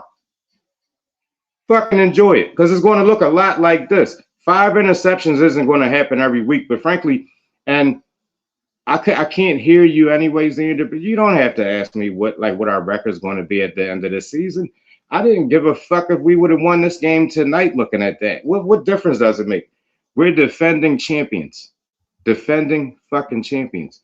You can't step into the playoffs looking like that. It wouldn't have mattered if they would have lost this fucking game to me tonight. It really wouldn't have won this game. It really would not have made much of a fucking difference. It doesn't. This team can't impose their will because this team doesn't have a quarterback. I told you already why the running game, how he personally is affecting the running game. I told you. As far as the play calling, they're scheming these receivers open that we're complaining about him not hitting. So it's not the fucking play calling. That's Jalen too. The offensive line is easier to run block than it is to pass protect. Any offensive lineman will tell you this. They're giving him all kinds of time to find people to throw the ball, and he's not doing it. He's not doing it. No, it's not their fault that the running game is suffering. That comes down to Jalen because other teams are not threatened by him through the air. So that let's absolve the offensive line who's been doing outstanding work because they're top 3 in football and pressures allowed. But they're getting scapegoated. They're playing at an all-time level, even through the injuries. Even through the fucking injuries. Leave Kevin Patullo the fuck alone. Fry your eggs, make some French toast with him. Leave him the fuck alone. Don't harass the guy because you can't get over the fact that your quarterback stinks. This is a rugby player.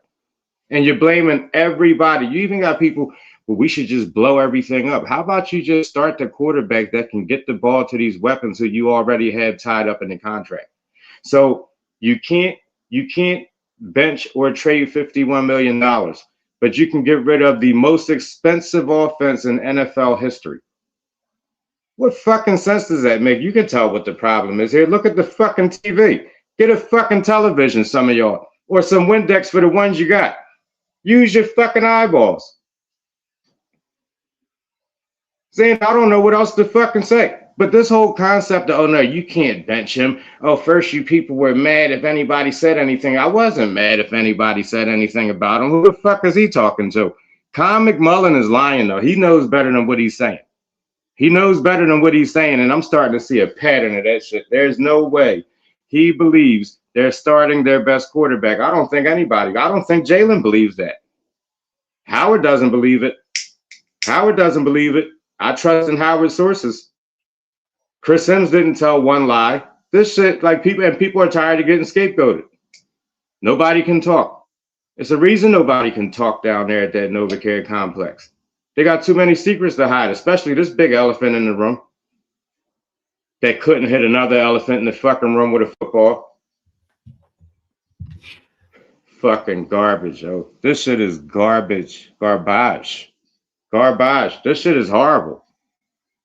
Inexcusable. Inexcusable. I don't disagree. One good throw for every 5 attempts. One good game for every fucking 5 attempts. If that at this point.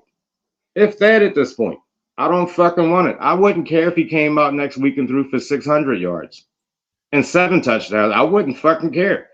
I know you're not going to give me that the next week after. All I know is to keep betting the under on his yards. I do it all the time.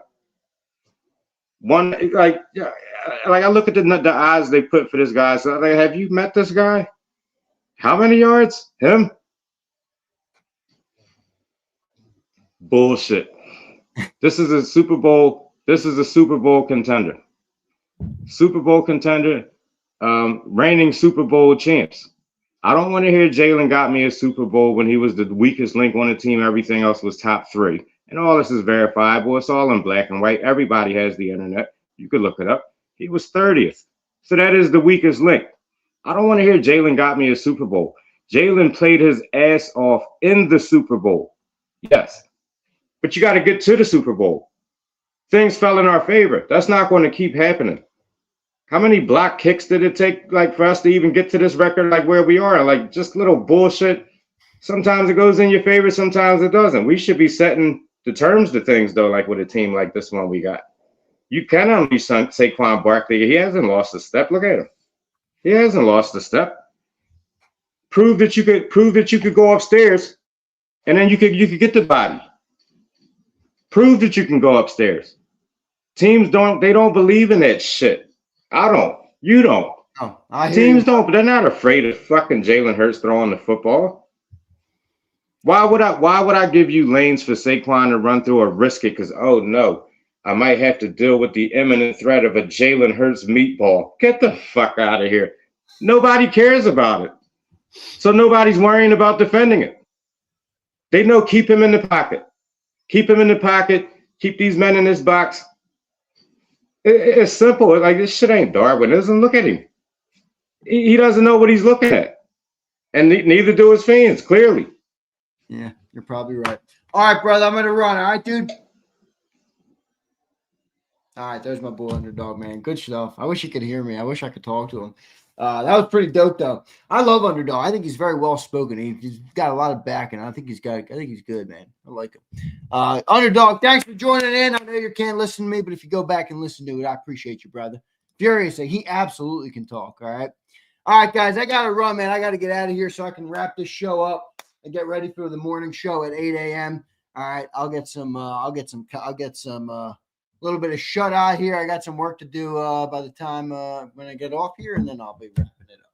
Love all you guys, man. Appreciate it. Furious, appreciate the super chats. Appreciate everybody for all the super chats today. All right, hit that like button on your way out. Hopefully we got to a couple hundred at least on the like department. So appreciate all you guys watching, and I'll see you guys next time. Thanks, everybody. Ignite your nights with free live entertainment daily, only at Live Casino and Hotel Philadelphia's Center Bar. 7 days a week, enjoy some of the region's top party bands, performers, and DJs as they take the stage in the heart of the casino action. Great cocktails, live music, and lively moments. It's all happening at Center Bar at Live Casino and Hotel Philadelphia. Visit livecasinophilly.com for more details and the complete list of upcoming events. Must be 21 or older. Gambling problem? Call 1-800-GAMBLER. This is Eric. When he got injured in a car accident, he called Morgan & Morgan. He not only gets a lawyer, he gets trial lawyers like Sam and Jessica who are in it to win it. He gets his own investigators with briefcases, leather ones. And if you ever have questions, our customer service folks keep things rolling. Injured? We're your army. Morgan & Morgan, America's largest injury law firm. Welcome to the Jet Setters and the High Rollers, to the Shot Takers and the Tastemakers. Welcome to the Viewfinders, the Thrill Seekers, and the Night Owls. Welcome to everything you could possibly want on one 5-mile island.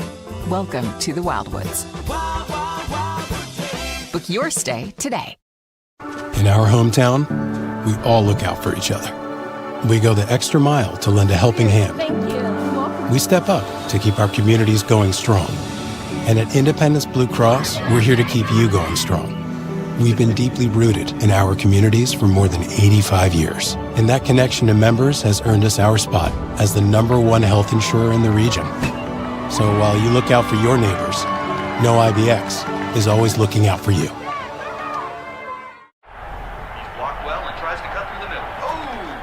Your gut says Miami is going to win, and you should take the over. Your gut also said your NFT selfies would only go up in value. They didn't. But your head is on Sports Grid and knows the QB is in concussion protocol. The backup has a 45 QBR against the zone coverage. The New York D has the most sacks in the league. So yeah, trust your head. It's smarter to be on Sports Grid.